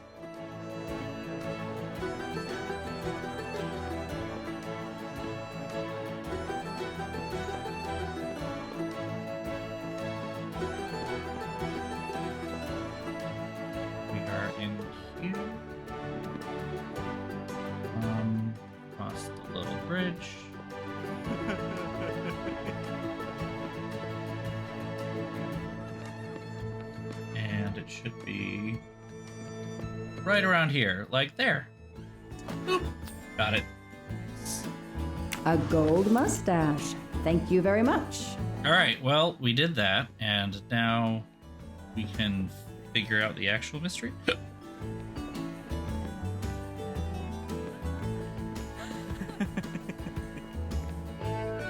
I cannot express to you how much my thumb is hurting from trying to make her run. It's so uncomfortable.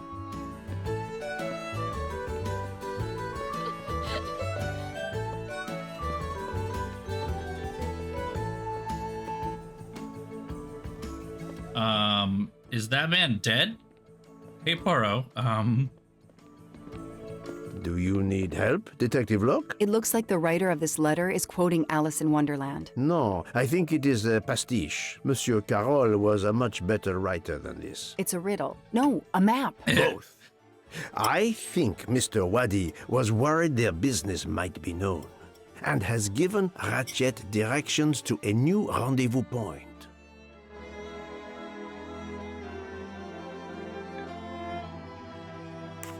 We have a reference to hats in the letter. Where can we find hats? I don't actually want hints.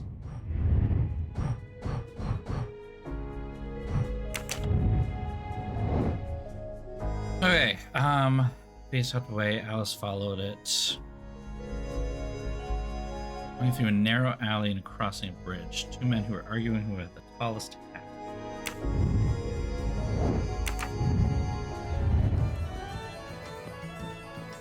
I guess we should go back to our original spot first.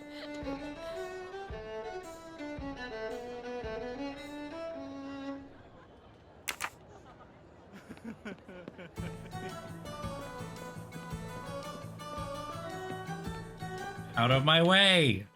Ugh! God, don't you know I'm American? Jesus.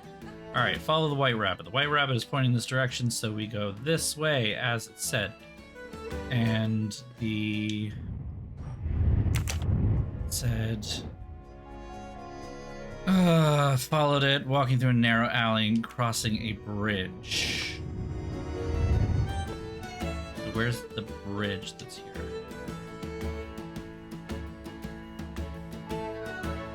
Over to R, I suppose, which is Piazzetta del Cappello, which might be a reference to hats. Through a narrow alley. Ugh. I'm crossing a bridge. Churros? Hey, I have not churros. Crossing a bridge. Two men arguing about hats. Is this the hat shop? Is that why we're here at the hat shop?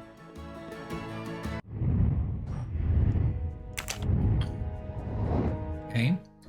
Pete led her back to the narrow alley, then to a small square where she found a cat drinking tea.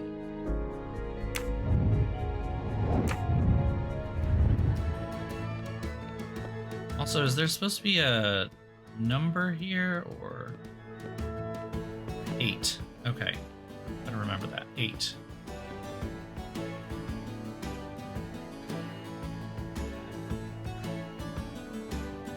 Piazzetta di Gatto. Yeah. Cats. So, thank you for that. That is actually very helpful. Because I will forget. Out of my way!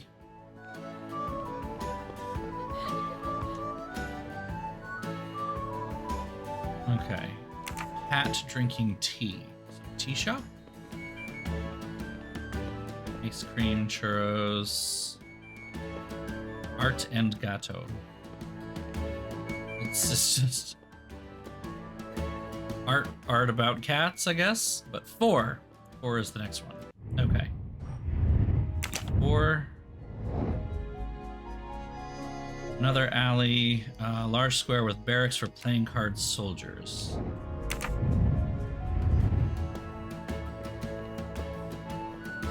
barracks for playing card soldiers. It'd be Q, I guess. Polizia, yeah.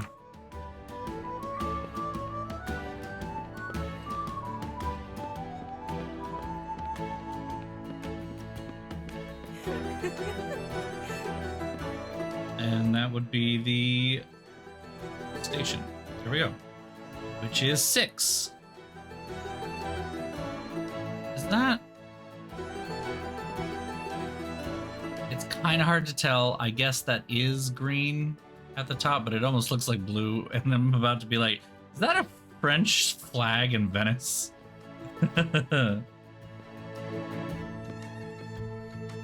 Oh, wait, what's my last one? End of the key, large door with the Gorgon's face. Okay, yeah.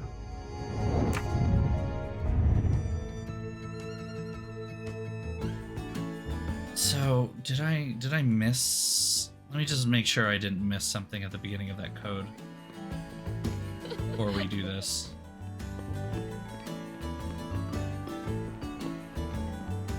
That man is dead. Just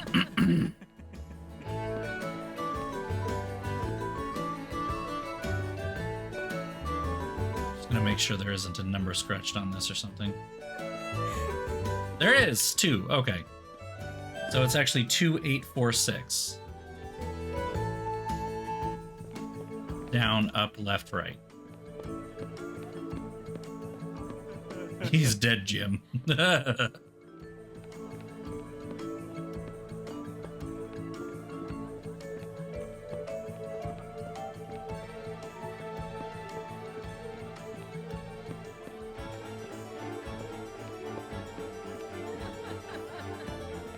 I went the wrong way.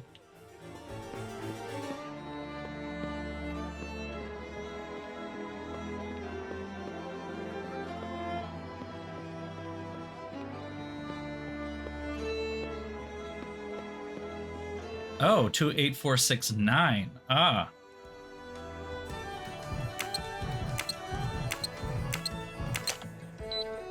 Beep beep. Cool.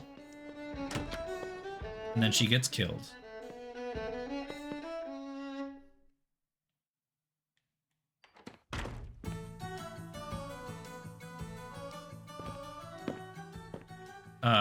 Oh, wow. Yep, nope. Actually, someone is dead now.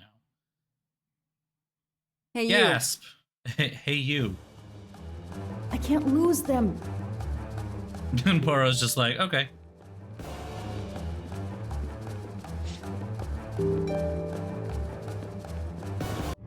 Oops, that's the wrong button.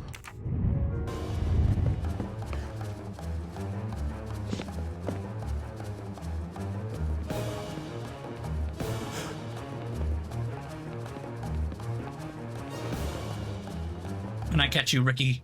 When I catch you, Ricky. When I catch you, Ricky. What the fuck?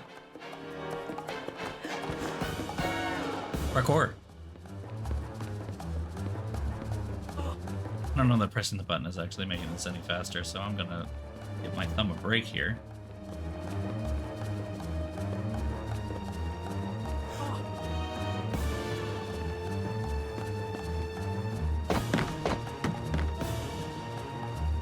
Man, she's a shitty cop.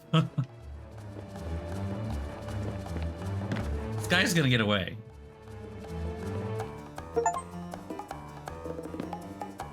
Hey, it said finish the chase, move over. And there's a bunch of people who are dressed exactly the same. Of course they are. Because that is classic. That's why we had to be... That's why we had to be in Venice. Does the rolling help? Too many masks. The murderer could be standing there watching me and laughing. Jesus, that is a loud phone ring. Yes, Detective Locke? The murderer got away. I'm coming back, but it looked like he dropped something when he climbed the first wall. All right, I'll go and see. For my part, unfortunately, I could do nothing for the victim. He was already dead. I have already alerted the Italian authorities. I will see what I can find while I wait for them.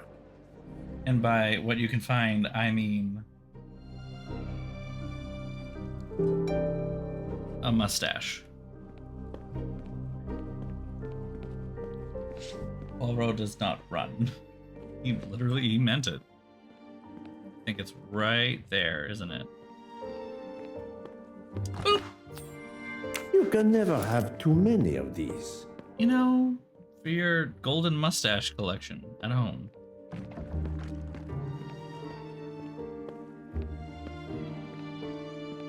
Yeah, see, when I press the run button, he just starts kind of walking with intent. A pair of women's glasses. Was Ratchet planning a new identity? There must be several tens of thousands of dollars in this bag.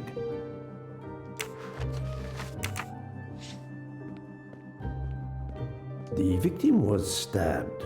Apparently the method of choice in this case.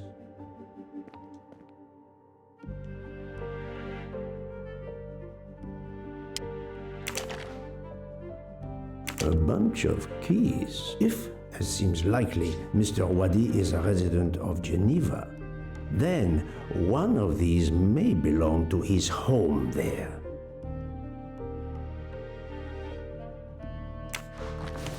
Various clothes in his suitcase. Mr. Wadi was obviously planning to leave this city.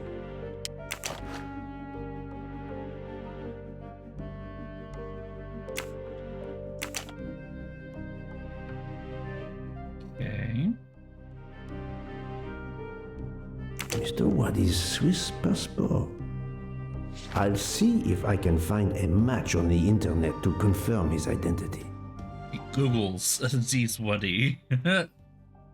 I was not wrong. We're just Googling.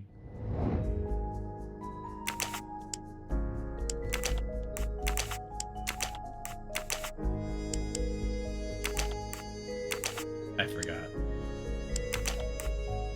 No, not good.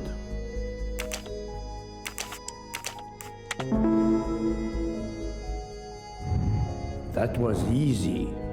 Why are there so many people named Aziz Wadi in Geneva? At the age of 57, but not. Are we looking for something else? What are we doing here? Yep, still analyzing the crime scene, I guess. Okay, is there more to the crime scene?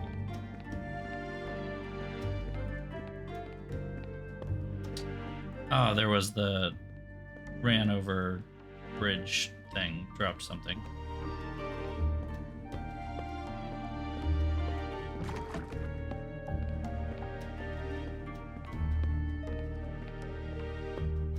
Aha! Small card. A passport. An Italian passport. Gasp. Ah, no, it's a fake passport. Got it. Meant to be. A false passport with Ratchet's picture. Clark, Ratchet. How many others? Now he will become Enrico Caldo. It appears We just asked Joanna to be as often as his socks. helping. Like, Hastings was never invoked, unfortunately. It literally was just something that ended up being text in the thing, and I feel absolutely robbed.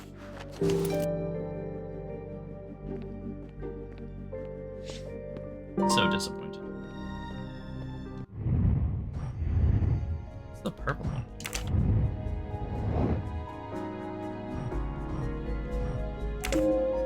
This is the most likely answer. I'm sorry I couldn't catch the suspect, Mr. Poirot.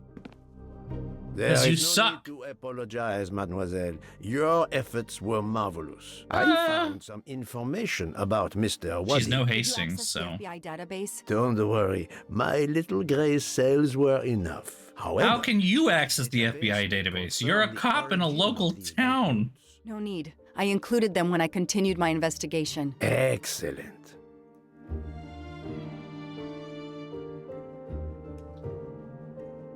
Oh.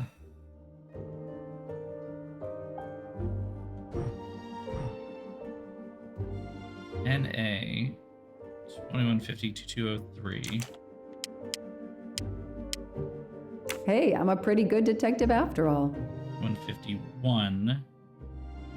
2. Okay.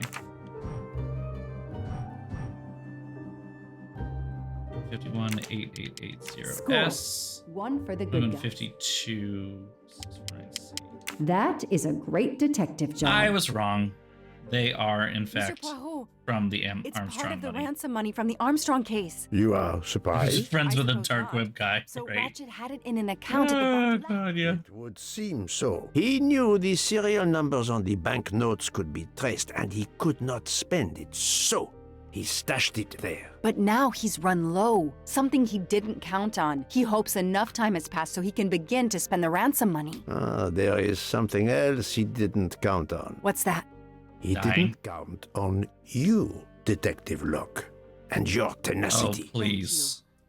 But we are still left with a murderer on the loose. But we progress. We know Mr. Wadi had an appointment with Ratchet. He had a bag full of money and a passport with Ratchet's photo, but a new name. What is your opinion about the passport?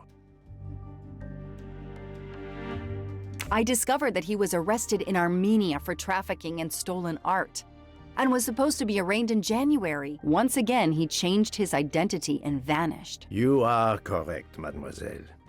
He also told me that he was threatened, and that threatening letter we found in his room was real. He had to disappear once again.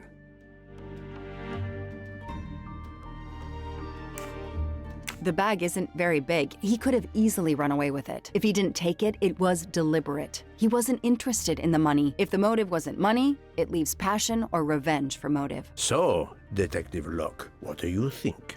Passion or revenge?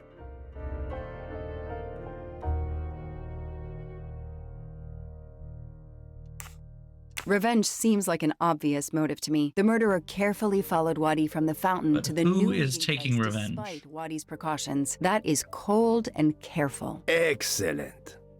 We cannot yet know for certain, but that is a sound psychological analysis.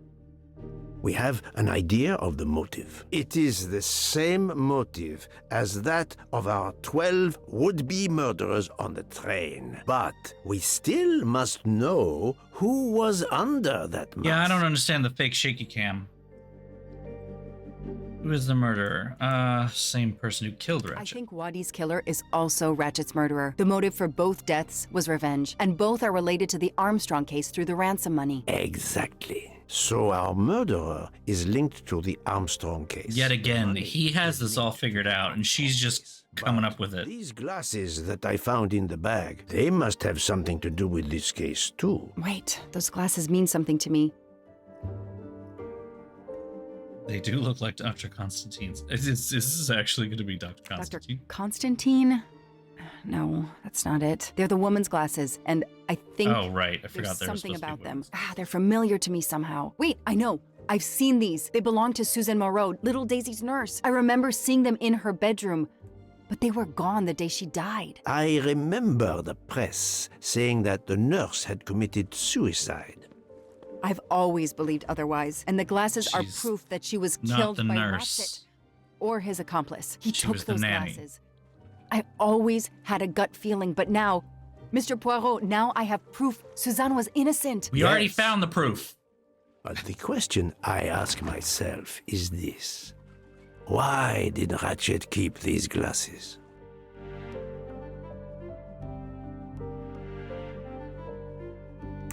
Ratchet used to leave fake evidence at the scene of his crimes to incriminate others. He did the same thing to frame Suzanne. Possibly. But keeping an object belonging to his victim as a souvenir of the murder, that is the behavior of a fetishist. Now that you mention it, in my investigation at the time, I had already found Daisy's hair clip in Ratchet's cabin, and now we find Suzanne's glasses in a bag for Ratchet. 2 objects from 2 victims of Ratchet. He is a trophy hunter. Okay, we managed to clear up some of the gray areas. What now? The bag only contained a fraction of the $1 million ransom of the Armstrong case. The rest must still be in a secure place. I will make a wager with you that it is the Banque du Lac in Geneva where Mr. Waddy worked. Waddy was also the keeper of Ratchet's secrets. They were killed by the same murderer. Agreed. I feel like we're just going in circles right now. Nothing more we can do here except wait for the police. Prepare yourself for a long evening with the police. We have a lot of explaining to do. And after that? And all this time, the train is just Geneva, sitting there. Okay.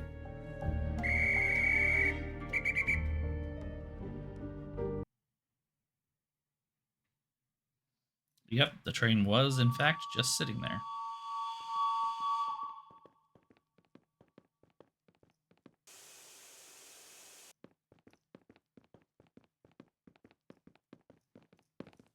Here you are at last. I was worried about you. We just left the police station. We had to explain to the Italian police that we were not murderers. What? Another murder? I'll tell you when we're underway. Are all passengers and staff aboard? Yes, everyone is here. We were waiting for you. Excellent. Let's not waste any more time. We have to make a longer than usual stop in Lausanne. What? How long? Long enough to do a little banking in Geneva.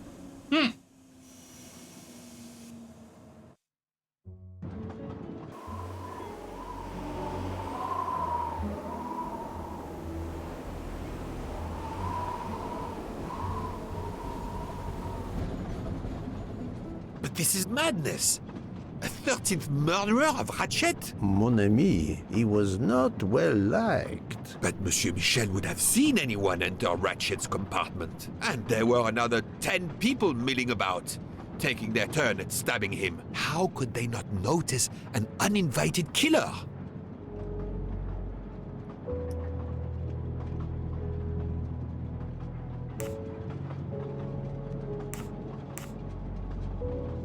The 13th killer could have acted when Michel was smoking on the platform at Vinkovsky. But even after the train departed, Michel was absent from his post at the end of the corridor several times the night of the murder. I must know where he really was and when.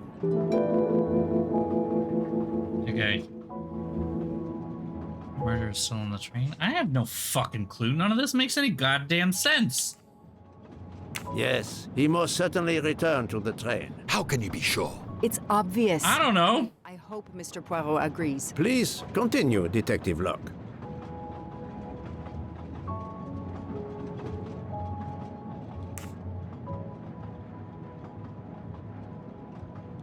All the passengers and crew are still aboard. If the killer of Mr. Waddy had remained in Venice, we would have noticed right away that someone was missing, and we could have alerted the authorities. I promise you, I made certain everyone was aboard before we embarked. We just said that. Calm yourself. Calm myself?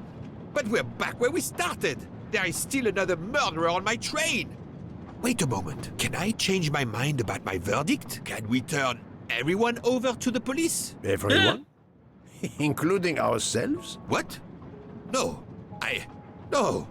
No. Oh, it's a nightmare. Let us take it step by step, my friend. We can start by eliminating all of the members of the Ratchet jury.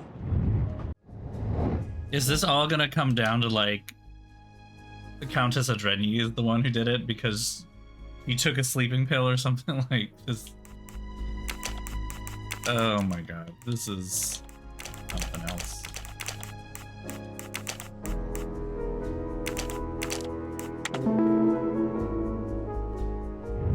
My little gray cells did not let me down. I mean, if that's what it is, I might be here for it in a, like, so bad that it's good in camp kind of thing. It's still too many. I agree.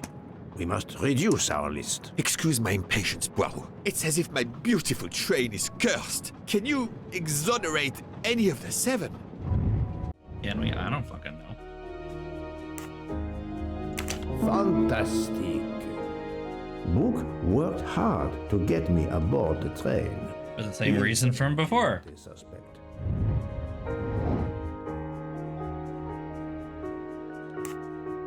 Well done. Unfortunately, she is still not a Mademoiselle suspect. Locke cannot be a suspect. She pursued Mr. Waddy's murderer.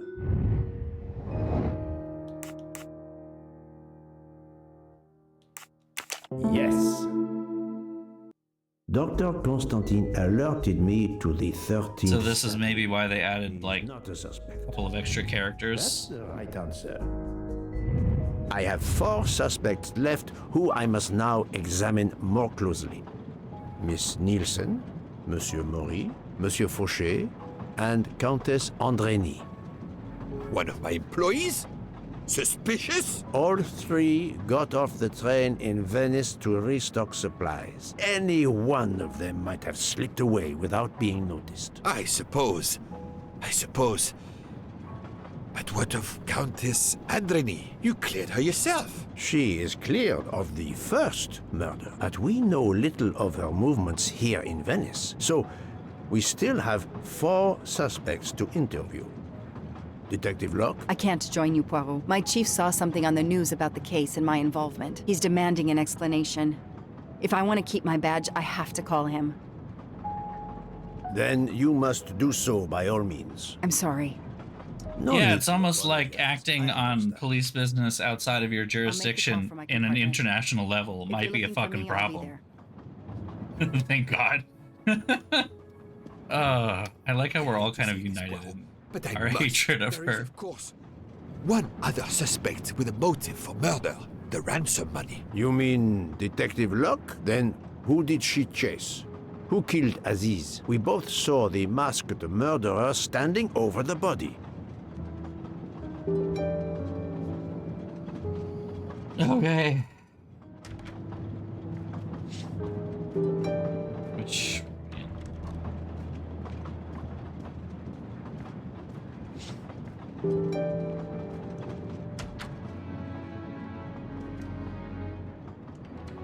Well, that doesn't look like she's available.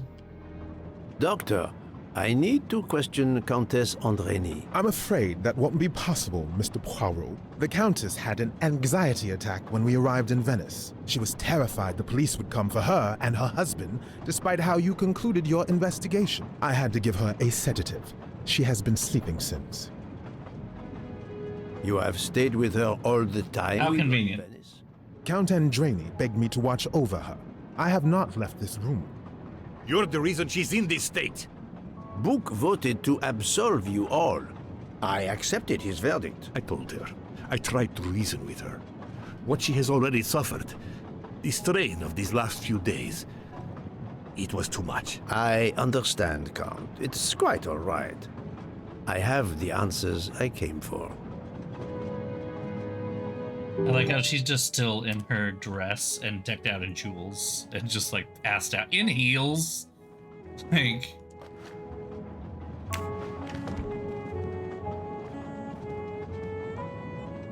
I'm not gonna want to like you, but the writers went out of your way to make you incompetent.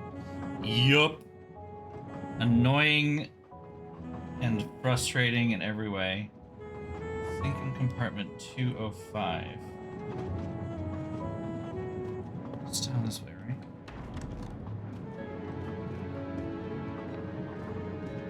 Yep.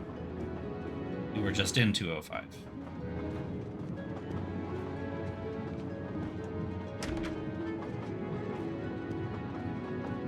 Ah! Another golden mustache to treasure. Suitcase in the storage car. Alright.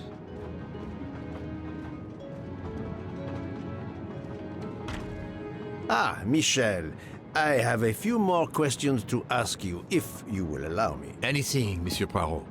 We are in your debt. Please tell me your movements when we were stopped at Venice Station. Once the compartments were cleaned and the linen refreshed, I stayed in my quarters. Did you notice anything special? Comings and goings? Monsieur Bouc had asked everyone to stay in their compartments. I would occasionally walk the train to ensure everyone was comfortable. Oh, I saw Monsieur Maury was all alone loading his crates of provisions. A great chef like that, reduced to petty labor, I would have helped him. But Monsieur Bouc had ordered me not to leave the train for any reason. So, Monsieur Maurice was forced to labor alone. Let us review the actual timeline of the night of Ratchet's murder, not the one manufactured to hide your crime. I left the train in Winkowski for a smoke. Then I resumed my post. That was the truth. The train departed on schedule. But then, of course, an avalanche of snow blocked the tracks. At 12:45, Madame Hubbard and I met in her compartment to discuss how to adapt our plan. Due to the snow and Poirot. The little play we had staged for you had to be rewritten. I left her compartment at approximately 1:15. Then the curtain went up. Calls in the night, the red kimono, all for my benefit. And all for nothing, as it turned out. Do not blame yourself. Amateurs. I am the theater critic no playwright wants to see in the audience. Okay, well, we got that.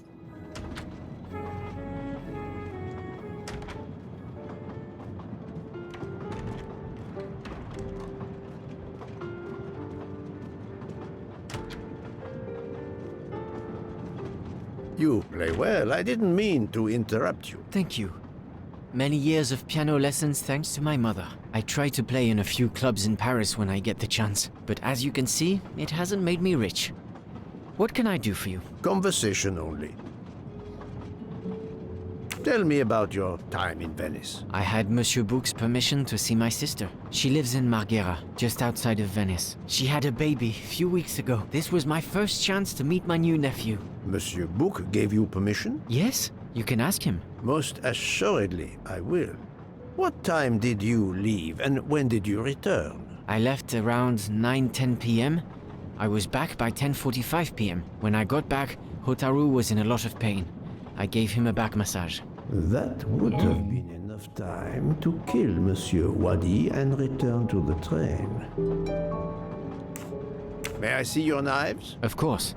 They are here. If you don't mind. At the piano. Help yourself. They are under the bar counter. Of course, they're right here at the piano. Tell me again about your poker game the night of the murder. It's a regular game to help relax after a long day. Let's see, we started around 11 p.m. We took a short break in Winkowski, Hotaru, Pierre, and I. The game finished up around 2 a.m. We'd all had quite a bit to drink. So the yes. pastry chef I left was for about not 10 there. minutes to refrigerate champagne for the next day. That must have been around 1 a.m.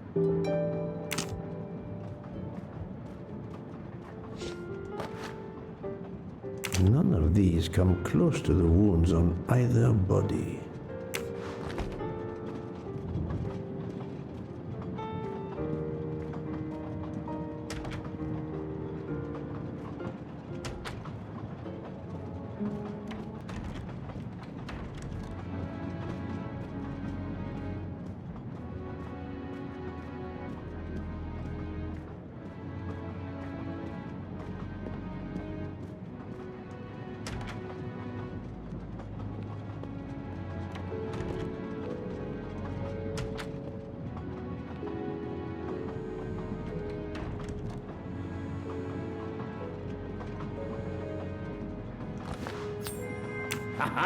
Need 6 more. Good evening, Mademoiselle Nielsen. May I talk to you for a moment? Of course, Mr. Poirot. I'm not going to bed right away. Can you tell me your movements while we were stopped in Venice? That'll be easy. I didn't move much at all. Let's see. I helped Hotaru load all of the food crates aboard the train. Hotaru had everything he needed, but I realized they forgot half of my order. I spent over an hour on the phone with the supplier without success. I had to change the dessert menu for tomorrow. Dr. Constantine found a stab wound on Ratchet's body that was caused by a much thinner and sharper blade than the others. Possibly a chef's knife? My thought precisely. And you'd like to see my knives? If you wouldn't mind. I would gladly show you if I had any, but I don't. I use the regular kitchen knives. You may search if you don't believe me. I see. All the knives the staff use are in the kitchen or in the lounge, except Except Otaro prefers to use his own. Monsieur Mori doesn't use the kitchen knives? Not usually. I know he keeps a set of traditional Japanese knives in a box in his room. He doesn't let anyone else use them. Although now that I think of it, he has been using the kitchen knives lately. All right, so you weren't accounted for during everyone else's smoke break. He has knives he's not showing anyone. Can you tell me exactly about your poker game the night of the murder? We started around 11 p.m. In Vinkovsky, we took a short break. Hotaru and Pierre went outside to smoke. Oh, and Hotaru got sick around a few minutes past 1 a.m. 1:10 a.m. maybe? He spent about 15 minutes in the bathroom, but he didn't want to quit on a losing streak. Did his luck improve? No, so we played to around 2 a.m. He lost every hand. That sounds like it doesn't match up with Pierre, though. Not Pierre. Well, no, yeah, Monsieur Fouché wasn't even there by the sounds of it, so conflicting reports here. The box is secured by some sort of locking mechanism. The design is formed by 3 commas. What is the word in Japanese? Tamoe. And it's obviously missing a piece.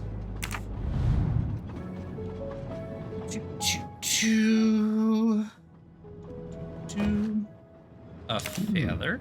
A black feather. That reminds me of something. Does.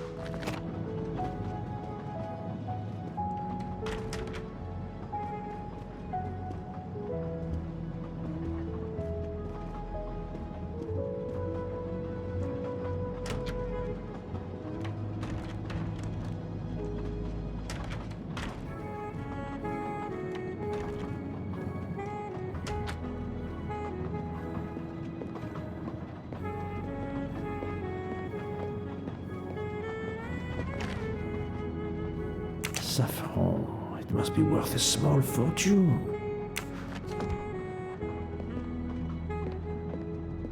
Good evening, Monsieur Mori. May I have a moment of your time? I have a few questions to ask you. Of course! As long as you don't mind if dinner is ruined. I promise to be as brief as possible. What did you do while we were stopped in Venice? With Freya's help, I loaded fresh produce for the next part of our journey. Then, you may not believe this, but my job requires a lot of physical labor. My back suffers. Fortunately, Jean has become quite adept at separating my vertebrae. As you may know, I have solved the murder of Monsieur Ratchet. That is a shame. I beg your pardon? The bastard sent my steak tartar back, telling John I was to burn it. I will add it to the list of his crimes. One wound on Monsieur Ratchet's body was struck by a very sharp, thin-bladed knife. We haven't found it yet. You think one of mine was used? I'd like to have a look if you don't mind. In that drawer. An impressive set of knives, but their blades are too wide to have been used for the crime. Tell me about your poker game the night of the murder. We started around 11 p.m. When John finished his shift, we played until around 2 a.m. From what I remember. You broke your back, separated the vertebrae. You played without a break. Actually, we did break once for a smoke. John, Pierre, and I. When we stopped in Vinkovsky. When was that? Around Alright. midnight? Jean is missing out of Freya's timeline, but not out of the other two.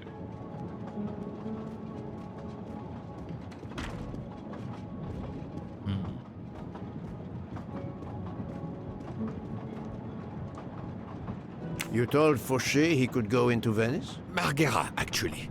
Not so far away. It was his only chance to see his sister. He's been working every train for weeks. There is never time to see the new baby. Enough, Book. Your heart does you credit, but your common sense, it... I know. But it's fine, isn't it? He did come back. Oh, it's fine, as you say. Unless he saw the baby, then killed someone else and returned to the train. But that's monstrous. Murder is always monstrous, my friend. I've talked to everyone, but some elements of the testimonies do not seem to correspond. I need to recheck a few things.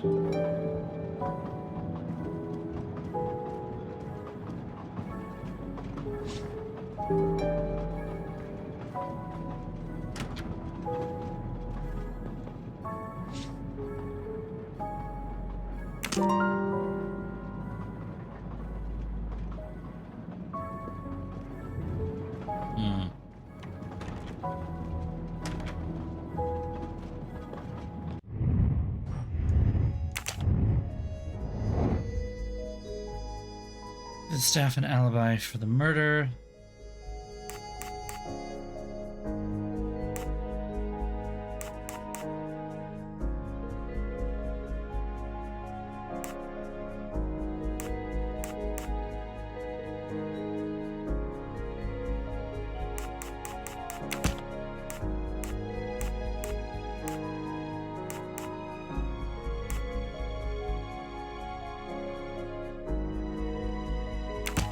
Think, Poirot. That is not a good answer. Okay. Ms. Nielsen did not leave the train of Vinkovsky. She was alone.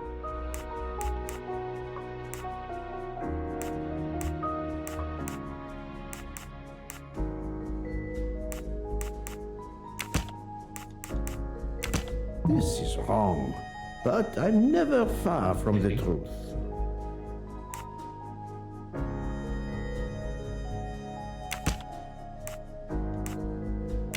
I do not think that's the right answer. Didn't think so, but...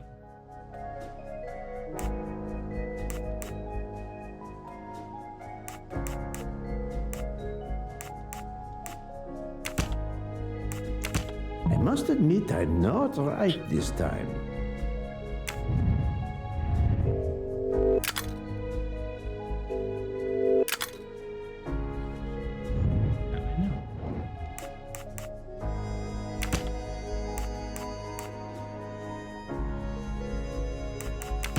I do not How think is that that's not- the right answer.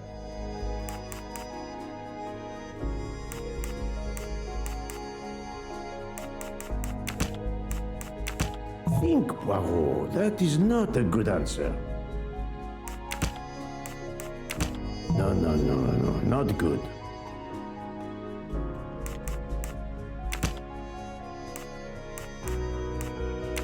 I must admit I'm not right this time. Okay. Ordered the train at 1:10 when Pierre Michaud was not watching the corridor. Okay.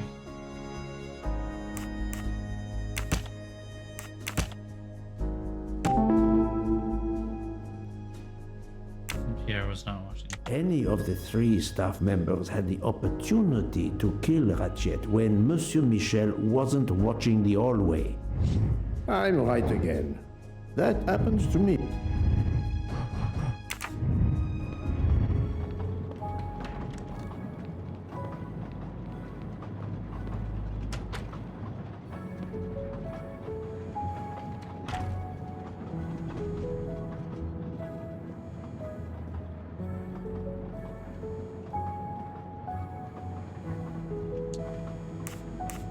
Remind me of what you did when the train stopped in Venice. No problem. I helped Hataru load all of the food crates aboard the train. Hataru had everything he needed, but I realized they forgot half of my order. I spent over an hour on the phone with the supplier, without success. I had to change the dessert menu for tomorrow.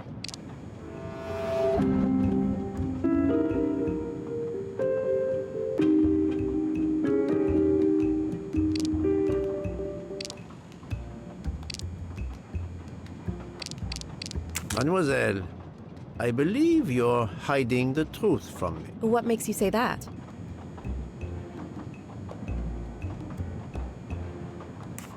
Michel saw Monsieur Mori carrying the crates of food alone. You weren't on the platform. I did help Ataru. The entire time? He carried so many crates, his back was sore. I'm sorry about that. Okay, I'm guilty. I did leave him before we were finished, but I had to. There was no saffron he needed for a recipe. I volunteered to go into Venice and get him some. The Rialto market would be open late because of the carnival. He gave me money. I knew we weren't supposed to leave the train, but I only wanted to help. Mr. Mori can confirm this. Ask him. I saved dinner.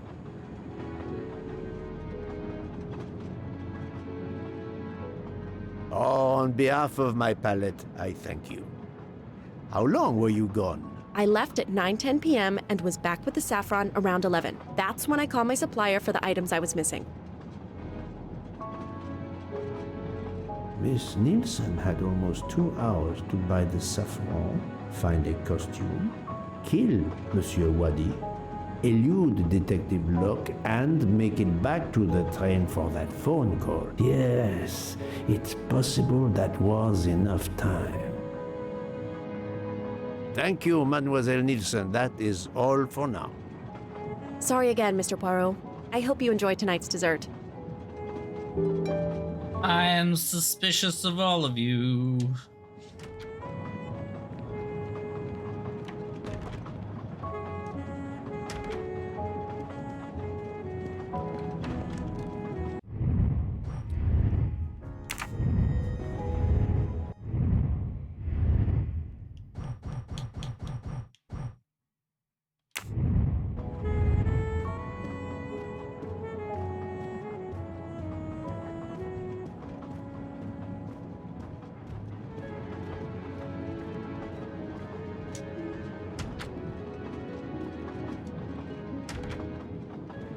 Well, I'm fading fast here, and I know I'm going over my time here.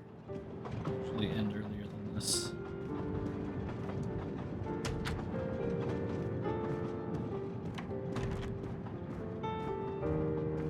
I guess I had kind of half hoped that we could finish tonight, but I don't think we can.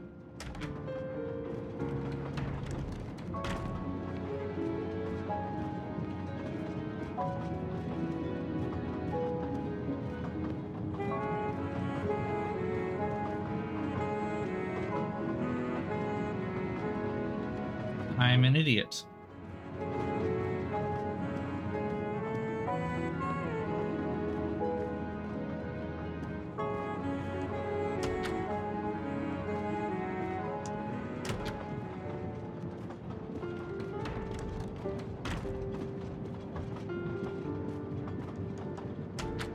That's the thing. If I do finish tonight, then I get to start something new. But if I don't finish tonight, I probably have to... I'll finish in the middle of my stream on my birthday, and then start a new game that I haven't actually advertised yet, you know?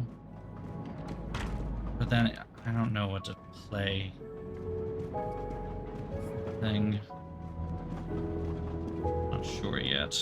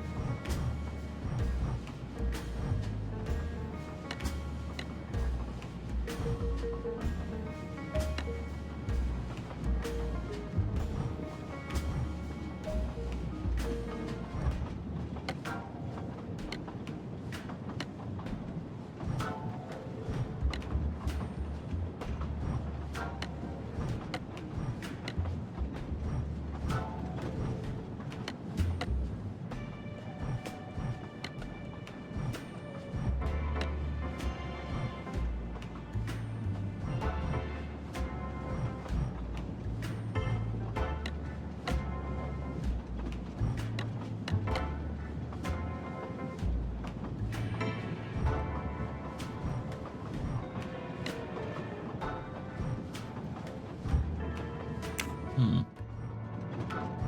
am I missing here?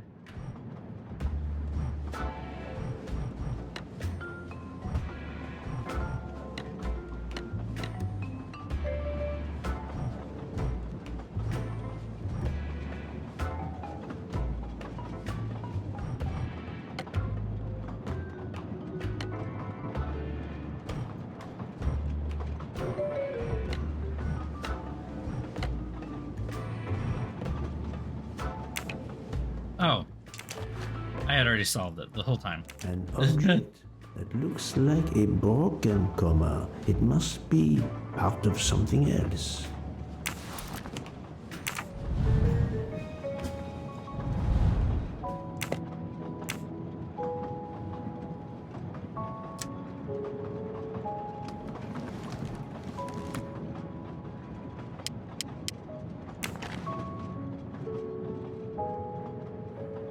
Colteria Venezia. Oh, interesting.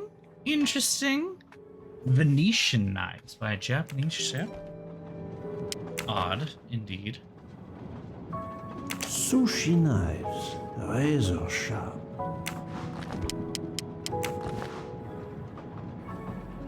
Sushi knives, razor sharp.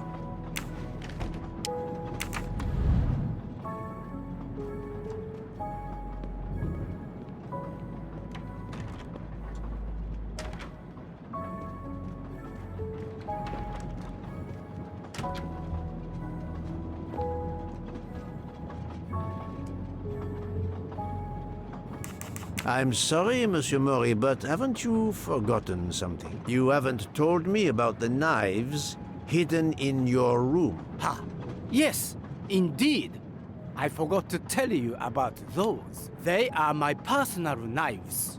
I only use these knives. There are none better. I bought them all in Japan. No That's a one lie. is allowed to touch them except me. I'm afraid you are better at sushi than lying. What? What do you mean? One of the knives has an inscription, Coltelleria Venezia. Did you happen to go shopping tonight, monsieur? Damn you, Poirot. Very. One of my sushi knives has been missing since the night of the murder. I thought you were going to believe I killed Ratchet. He routinely sent back my dishes to be ruined. Why does God give rich people the money to afford the best cuisine, but not the palate to appreciate it? Truth. I panicked. I know a very good store in Venice. I went to buy a knife to replace the one that had gone missing. So, I wouldn't be accused. I assure you that I had nothing to do Also, with this any man is murder. waving a knife I would around. have an easier time believing you, monsieur, if you put that knife down. Oh, yes, of course. Sorry. What time did you leave on your little shopping trip? I left around 9:30 p.m. He's just like, A little after 11. 11:15 p.m. Time enough to start, Monsieur Wadi. and- Everyone had opportunity. Well, Monsieur Mori, that's all for now. If I have another question, I'll be right here, cooking. Why does God let rich people have the money to afford the best cuisine in the world and no taste, no palates to appreciate it?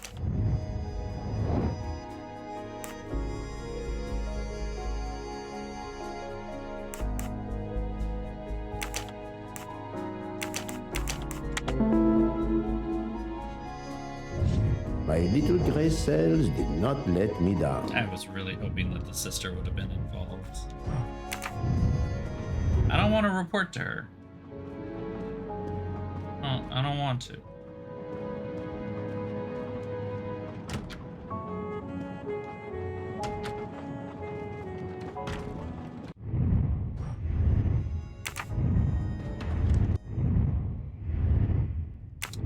All the way at the back of the fucking train.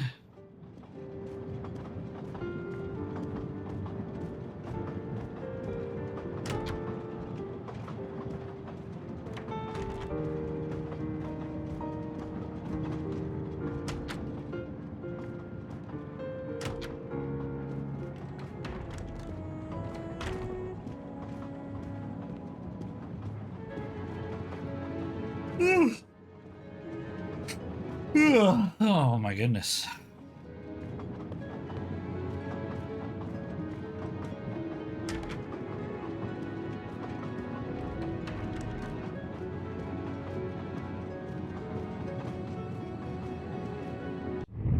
What? What's she gonna get? A 5.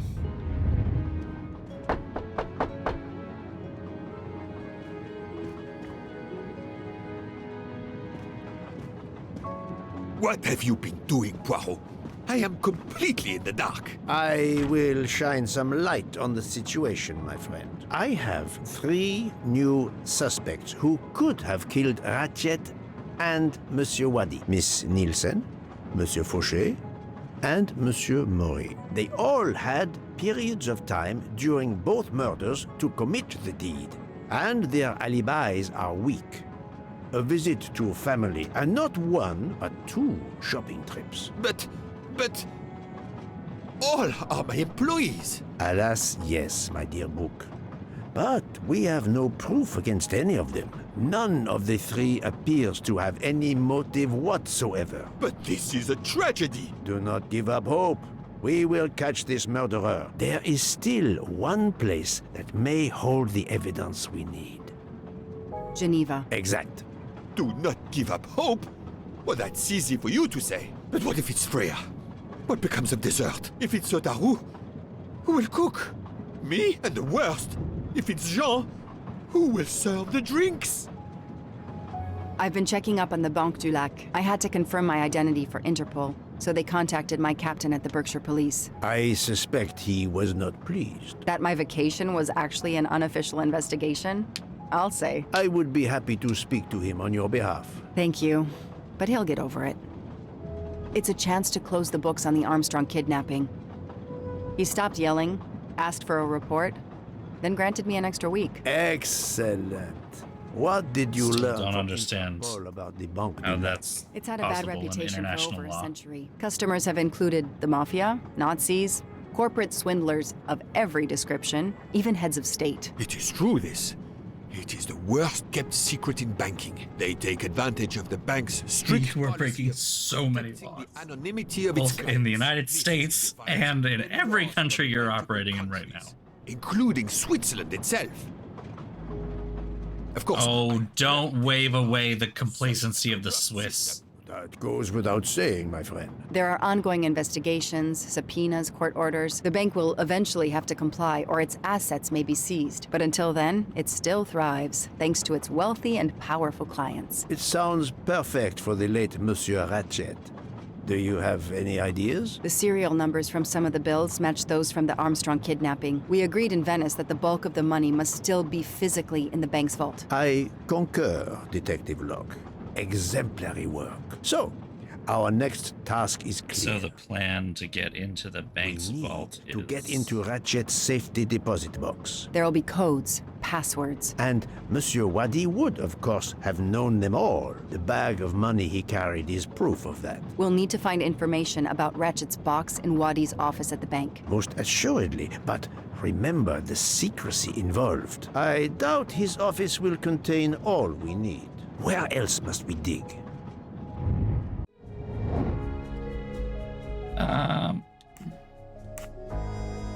Think, Poirot. That is not a good answer. Mr. Matt, this is wrong. There was nothing helpful in Ratchet's diet. That was easy. Mr. Wadi couldn't keep all of his secrets at the bank. Hopefully we'll find something in his apartment. We already have his address thanks to his passport, and his keys we retrieved from his body. The train stops in Lausanne at 8 a.m. But that's far from Geneva. I can delay the departure until 11 a.m. No later. The police are expecting us in Paris by the end of the afternoon at the latest. They won't tolerate any delay. The bank doesn't open until 9. I can see only one way that gives us a chance to be on time. Let's take a taxi. I checked a map. It should take us less than an hour to get to Geneva from Lausanne, which leaves us just enough time to access that safety deposit box. We have no choice if we want to be back to the train by 11 a.m. The best thing is to separate. One of us searches his apartment, The All other right, searches gang, off. let's split up. The safety deposit box. We need to find the key, the box number, and the passcode. Suppose you find all this. How do you plan to get into the vault? My captain suggested an international warrant to search the box. But the warrant would take days, and the bank would probably just laugh at it. We are going to use the bank's anonymity policy to our advantage. And the quickest way is for you to impersonate Ratchet. I would rather impersonate Jack the Ripper, but in the interest of justice, I will do it. We need to find the account number. Along with everything else. I will say I want access to the vault. They don't ask for papers or even names. The vault information is enough. I'm not hearing any of this. I run a train company. I don't rob banks. Perfect. Let's recap the plan. Okay, all right. Go to Geneva by taxi. Split up.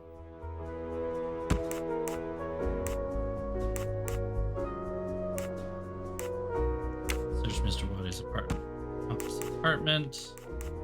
Find information about the safe. Meet up with the bank. Personally Ratchet. And search the deposit box. Boop, boop. Such a theater kid.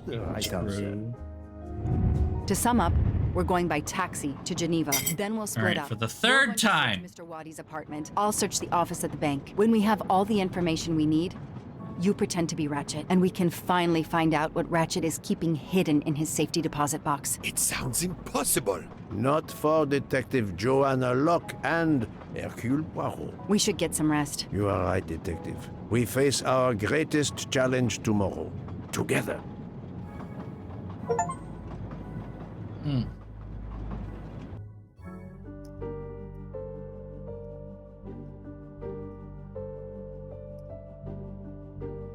Nine o'clock. Our driver did well. It took barely an hour to get here from Lausanne. But we must conclude our business in 1 hour as well. Book can only hold the train until 11 o'clock. 1 hour to find the key of Ratchet's safety deposit box, the box number, and its passcode. A lot to ask. Indeed, which is why we must split our forces. I will take the cab to Monsieur Wadi's address. You must search his office. I have you on speed dial. And thank you, Mr. Poirot. For what, mademoiselle? For trusting me. Okay.